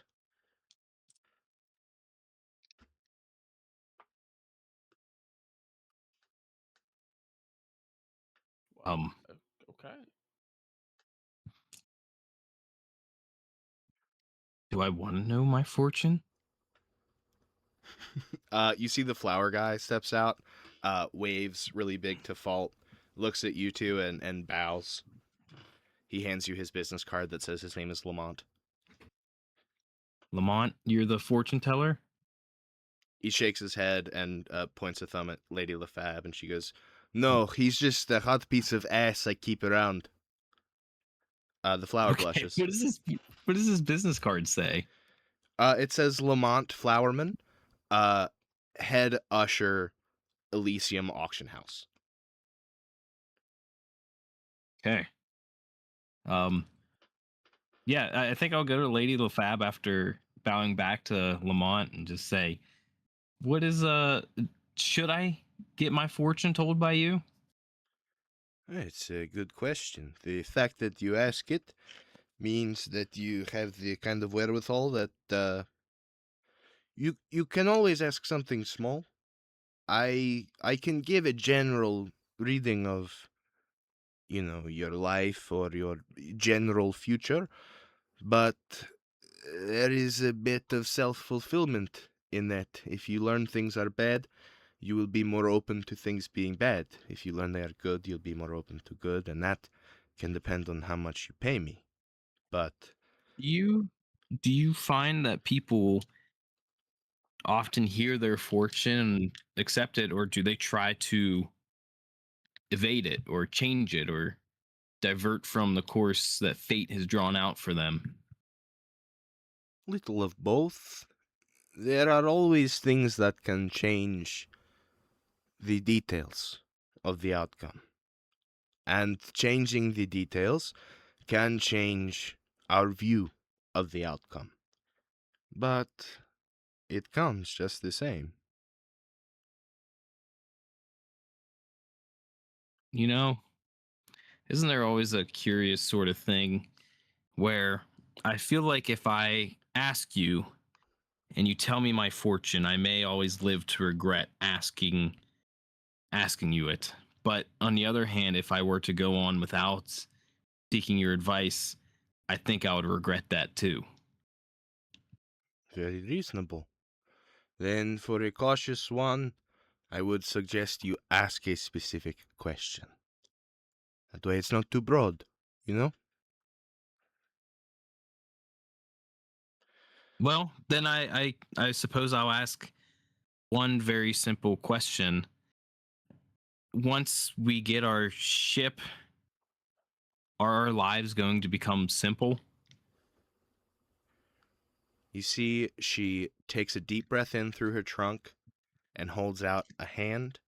She's still for a moment and she goes, "Money?" Yeah, I'll give her. What do you want? How much?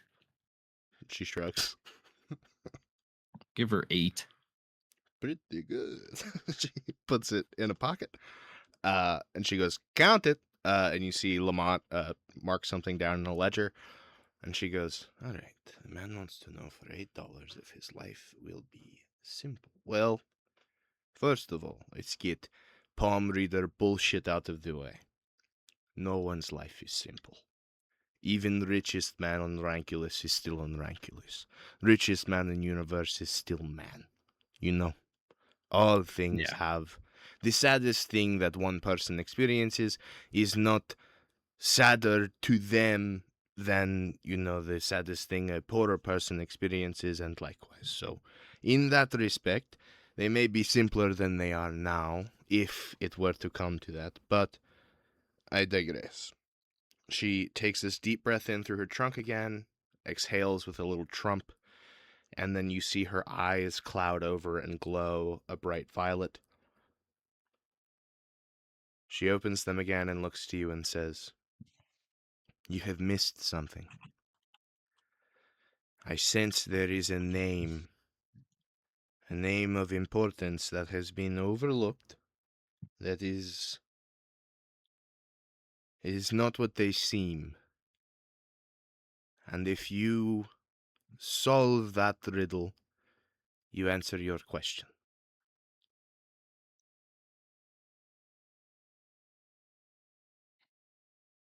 All right. So there's a name I've forgotten that I need to figure out. Something like that. Okay. Very well. I suppose that's something. Appreciate your services. I do what I can. There's something about a forest, or maybe a game. I can't. The sun comes to mind as well. Light, illumination, shining. Does that mean anything to you? Forest, a game, sunlight. I unfortunately no, it's not jogging anything just yet. You said our lives. The two of you. Anything about a name not remembered, or light, illumination, radiance?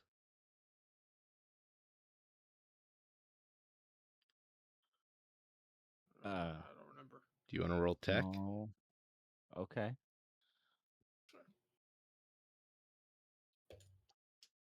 19. Radiance?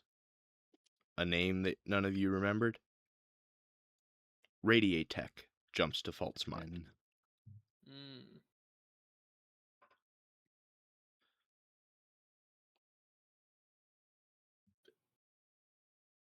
Do you mean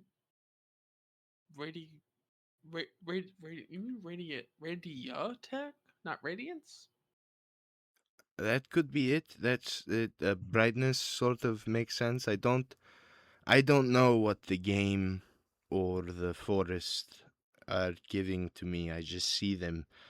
But I know that you've missed something there. Something in the name.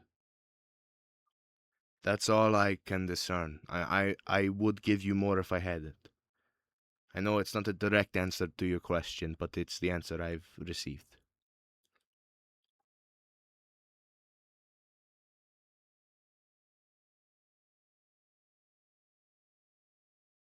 Okay. What do we think, gentlemen?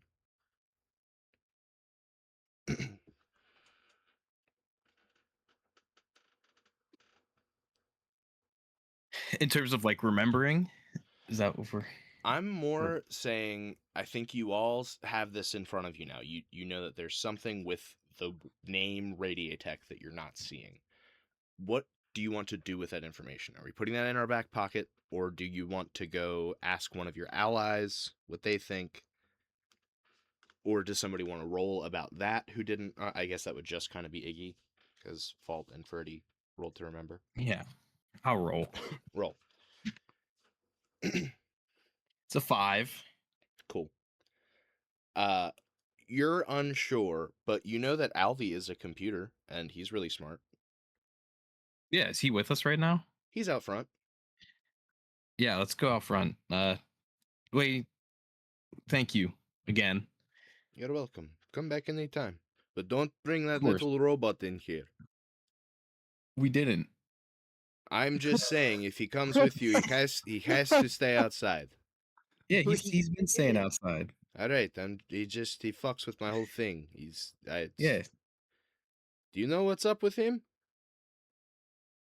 No. Honestly, no. Something's not right about that robot's brain. What do you Yeah, mean by that? I saw flashes of futures that were not anyone's in this room, and I imagine he, in his speech, was saying the things that he was seeing. Have you ever known him to do things before you would have expected him to? Actually, yes. Right, well, that's probably because he knew where to go. Okay. Oh, We won't bring him in here. Thank you. And I would say probably protect him. That's not normal. So, Okay. if you like him at all and don't want him sold for scrap or We kinda torn do. apart by the government of any world, yeah, keep that under wraps and a close eye on him. Okay. I did not sense malice. Not from him. The other one, little sketchy. Little scary guy. But whatever. He should put the Everett? shirt on. Oh, Alvi that is, makes I sense. believe, yes, he's sort of, lot of murder in that guy's memory bank. oh, Okay. Happens. Yeah. Oh, yeah, did I not tell you guys?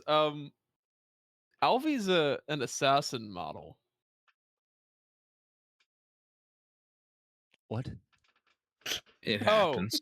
Oh yeah, no, I didn't tell you that. Yeah, just FYI, I know they're both combat frames. Alvy's what we call an assassin. So We? he okay. Wow. So y'all do know I'm a veteran, right? You gave like the vibe. Okay. Yeah. So just What? stop I'm sorry. asking. I need to know what happens on Iggy's face when Fault says that. I think Iggy sort of is like there's a very big just like what? Great. It's unclear though if he's being an asshole. Sure. Go ahead, Dan. It's unclear if it's genuine. Yeah. So Ferdy, I mean, I've seen these things before. I knew what they were when we met them. They're combat frames.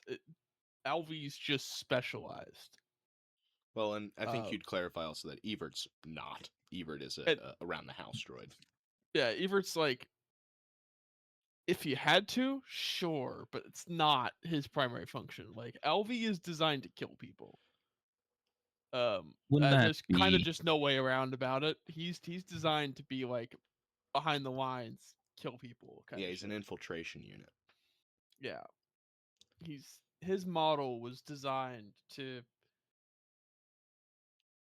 I think, rear guard actions. That's kind of what his model was designed for. Here, look. Lady LaFab steps out with a cigarette, and on her phone is a picture of someone with the face that Alvi has, but he has hair and a business suit, and also he's purple.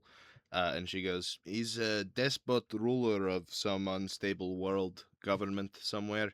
It looks like your friend was made to look like him. Probably take him over. He died. last year, so probably changed color of skin and left. You know, standard stuff. It's in the news. Yeah. So I mean, yeah, there's it's kind of why Damn. Alvy probably reeks of murder. Oh. He's kind of been designed for it. Sure. He seems nice. He seemed friendly. Yeah, I mean, he's been nice so far. I'm It's glad just, he's on our side, I guess, is all oh I yeah, can you say to should be that. you should be very happy he's on your side. That is Uh, good outlook. Yeah, you should be really happy he's on our side. That's yeah. You just kind of see Fault go off into a 1,000-yard stare of like, yeah, Why don't we go that's a talk to good him thing. then? Though we gotta. By all means, lead the way. Okay. And I hide behind Yeah, for sure. as we walk forward after hearing all of that. Opening the door, politely leaving this place. You see Sim and Becca are out here talking to Alvy and Everett. Sim is talking very cordially with Alvy. You actually see them dap each other up. It is very apparent that these two know each other quite well at this point. Becca is talking to Everett more about just like how he's feeling and if he's doing okay. He seems to have recovered his mental faculties as you guys walk up. Hey, I hate to interrupt, but Alvy, I have a perhaps something that you could figure something out for us. Yes, friend Iggy. Yes.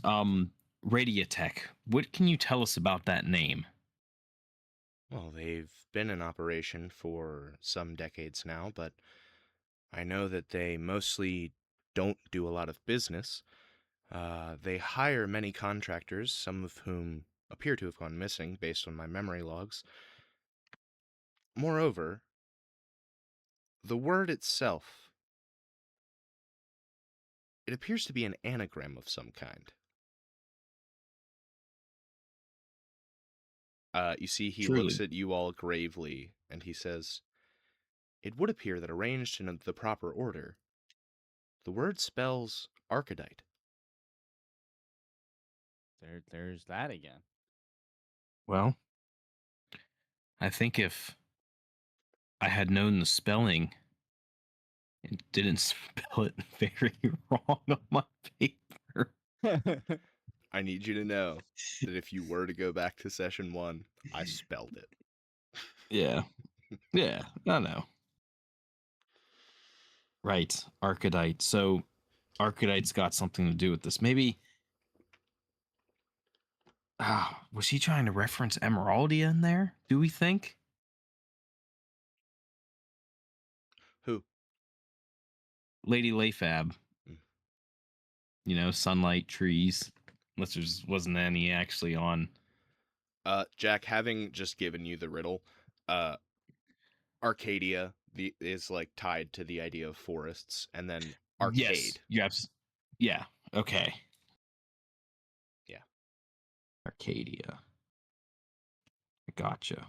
I think with that too, I think that you all grasp they are called that because they are not as unnatural as they seem.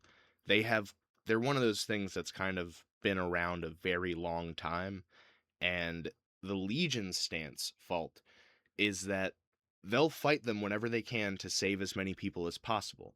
But they're not actively out to extinguish the Arcadites from the universe because they do seem to be a part of an ecosystem.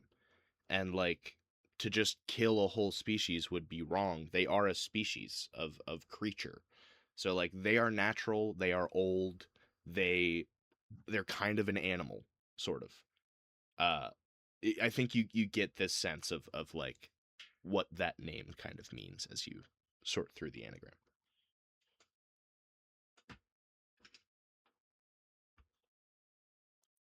Okay. Right. Okay. So with that information, not sure where to go from there, Alvy, but I appreciate you spelling that out for me. If you'd like, I could attempt to locate the home base of Radiotech Industries. Yeah. Yeah, that's not bad information to have in the back of our mind. I know that friend Ferdinand wanted to perhaps put an end to their reign. If you still think that now would be the time to do so, and if we Hey, potentially could acquire their location, then perhaps we Alvi, could make that happen. Alvi. Let me be super. Let me take what Ferdinand said and make it a little clearer. He was not talking about ending the people at the company. He was talking like we're not tasking you, if you understand what I mean. This is not a task. We're not tasking you this. Wouldn't you like to acquire more information, sir? More information would be great. What Ferdy meant by take them down, it was not what not tasking Certainly. I not would the go other type with of you, sir. tasking. Okay, perfect. Yeah. Just, Ferdy doesn't Ferdy's never worked with boss of your caliber before, I see. so he doesn't know to be specific about what he says. Yes. Understood. But, sir, on the chance that we arrive there to find Archedites, are we doing something about it?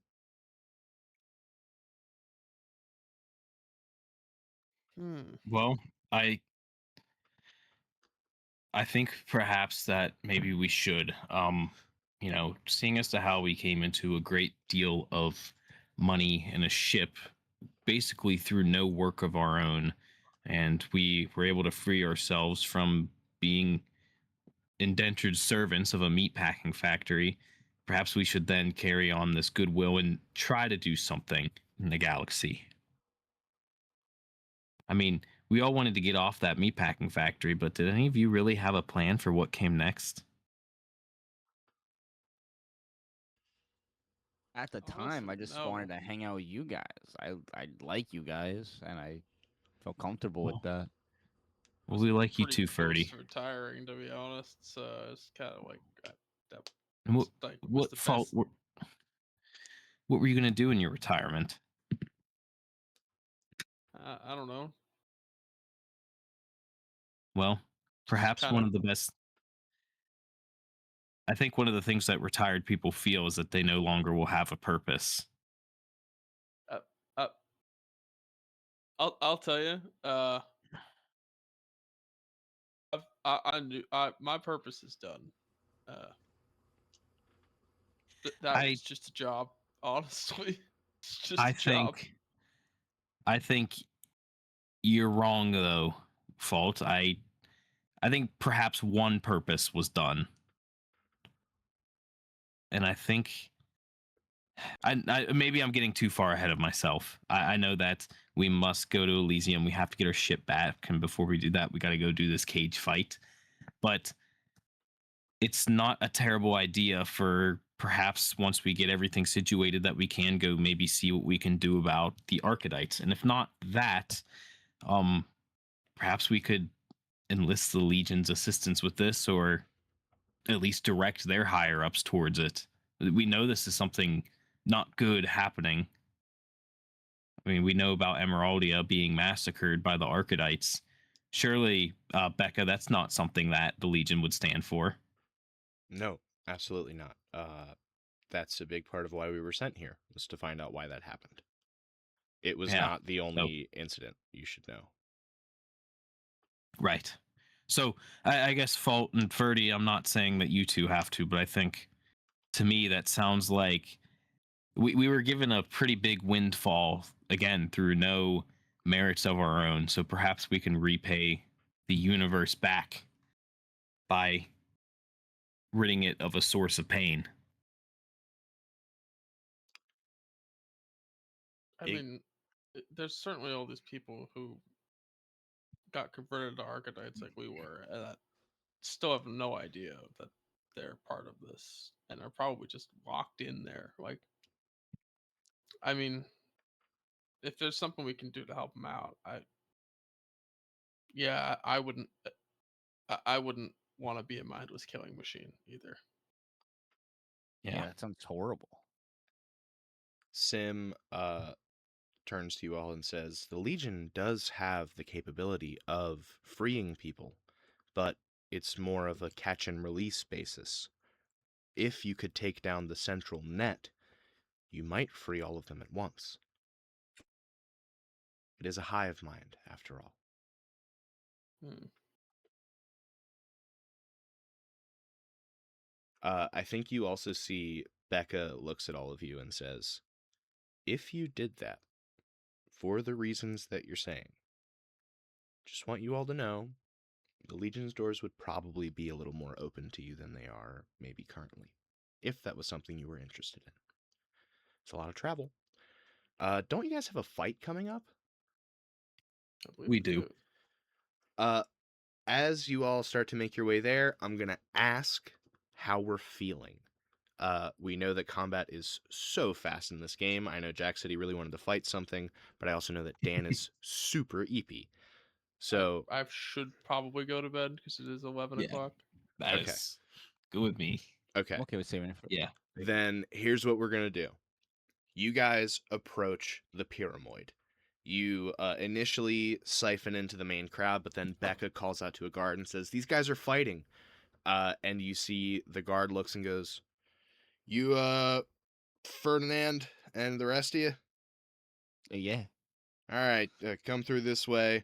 He leads you into an area. They take your picture, and you see instantly the like mystery guest poster changes to Ferdinand's picture. Tim, what does that look like? I think it's Ferdinand with his long black hair with the dyed like accents of like red dyed Yeah. accents, and for some reason they gave him like devil horns Yeah. and just like and it's, like angry expression that's like clearly like edited.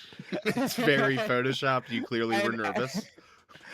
and, Yeah, awesome.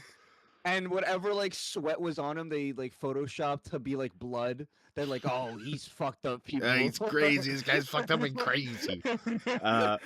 Ferdinand, what's your fight name? They ask you to like fill something in. It's a very Spider-Man 1 moment. Ooh, okay. The oh, fuck the flame stone. Ferdinand the Flamestone. What's your last name? Do you have one? Roxwell. Roxwell. Uh, very, very good. The Flamestone fits then very well. You guys see that, and then I think Iggy and Falt's pictures are on the undercard. Since you guys opted not to be in the 3-on-1. As you walk in, hey, you know what? We're doing it. Everybody roll me savvy real quick. Okay. 15. 11. And that one. There's so much food in here, Iggy, and there's so many stands and so many people working that it's overloading everything in you. There's so many kinds of meat. Some of it's not prepared properly, and that's fucking you up. Fault, you realize Thank you. first, and Ferdinand, the realization follows shortly after Fault. They're the undercard. Fault and Iggy are going to fight each other. And it is a fight to the death. You watch one of the current undercards as a guy stabs a sword through another guy, and that guy falls down dead.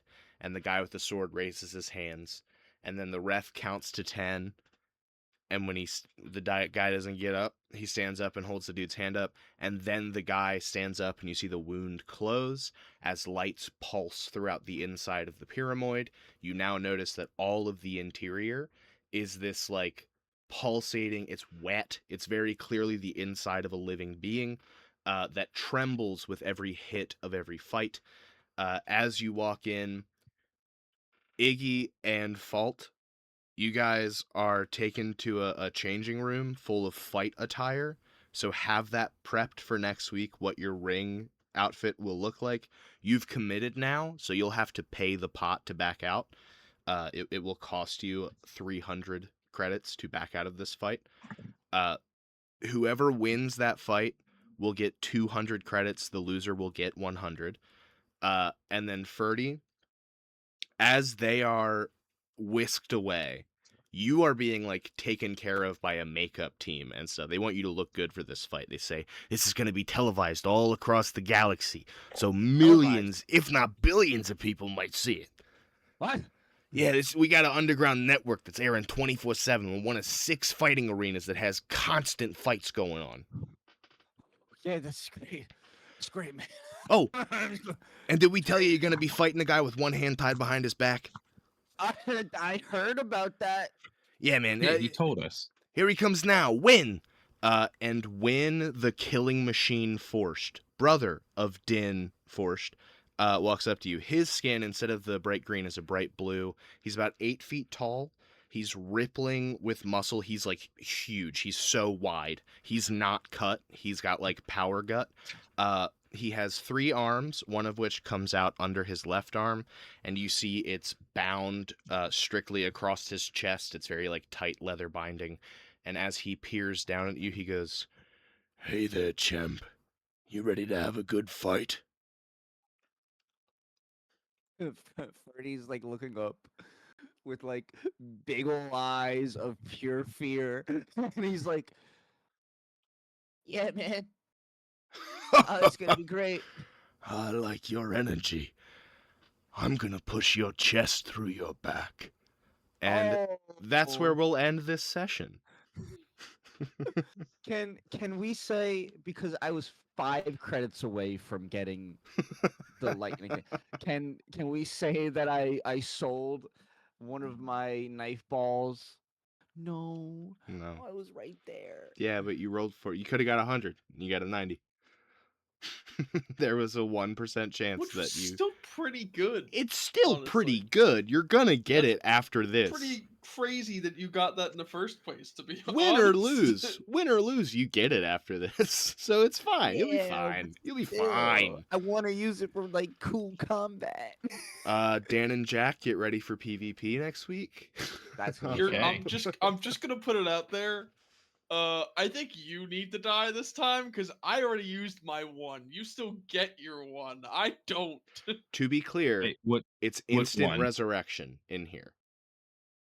Oh, so this is an actual death. This is. I mean, you're going to experience real death, and there will be implications to that for your character, but you will also come back to life for free. Okay. I thought about having the med techs come and stand there, and then you come back to life, and whoever dies, they're like, "That's your 1," and then they leave. I might still do that because of what you just said. I All might right. have to kill Jack. Okay. because- No, let's let there be a Well- real stake. Well, if you Oh, do it, then I'll no. just use mine on. I'll just use mine. They can't And help give you, you- but they charge you anyway.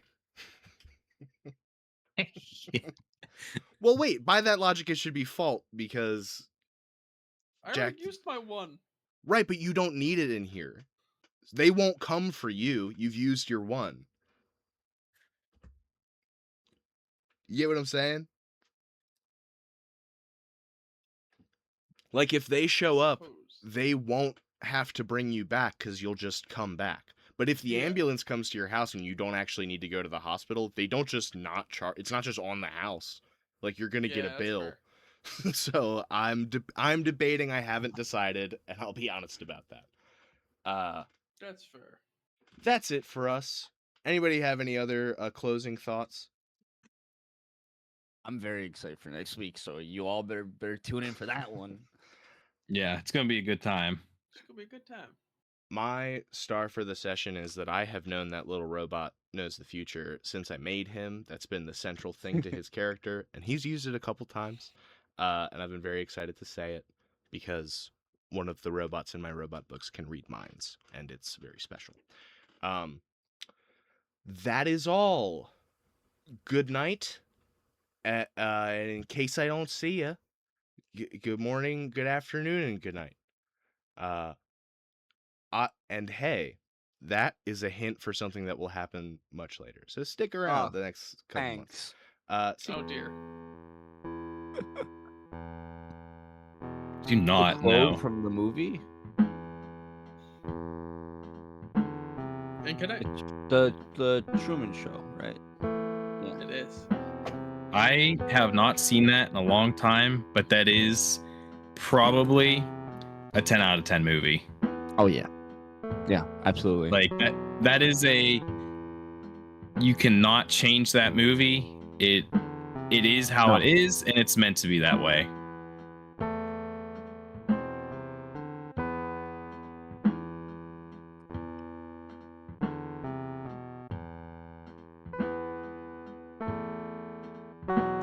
I was just gonna say Cable Guy's Cable pretty Guy. good too. Red Knight rules. No, not at all. The big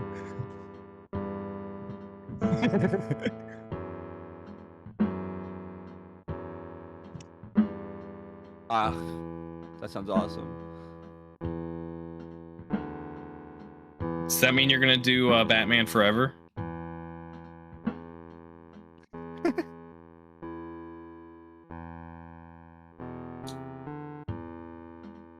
Yeah.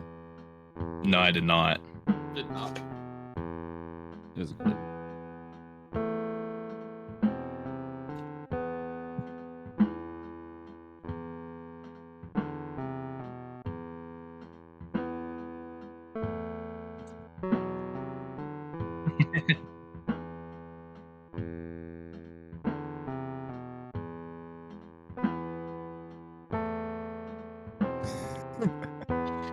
Yeah, what's that? Batman Returns? That movie is. That's Tim. That's a movie that kind of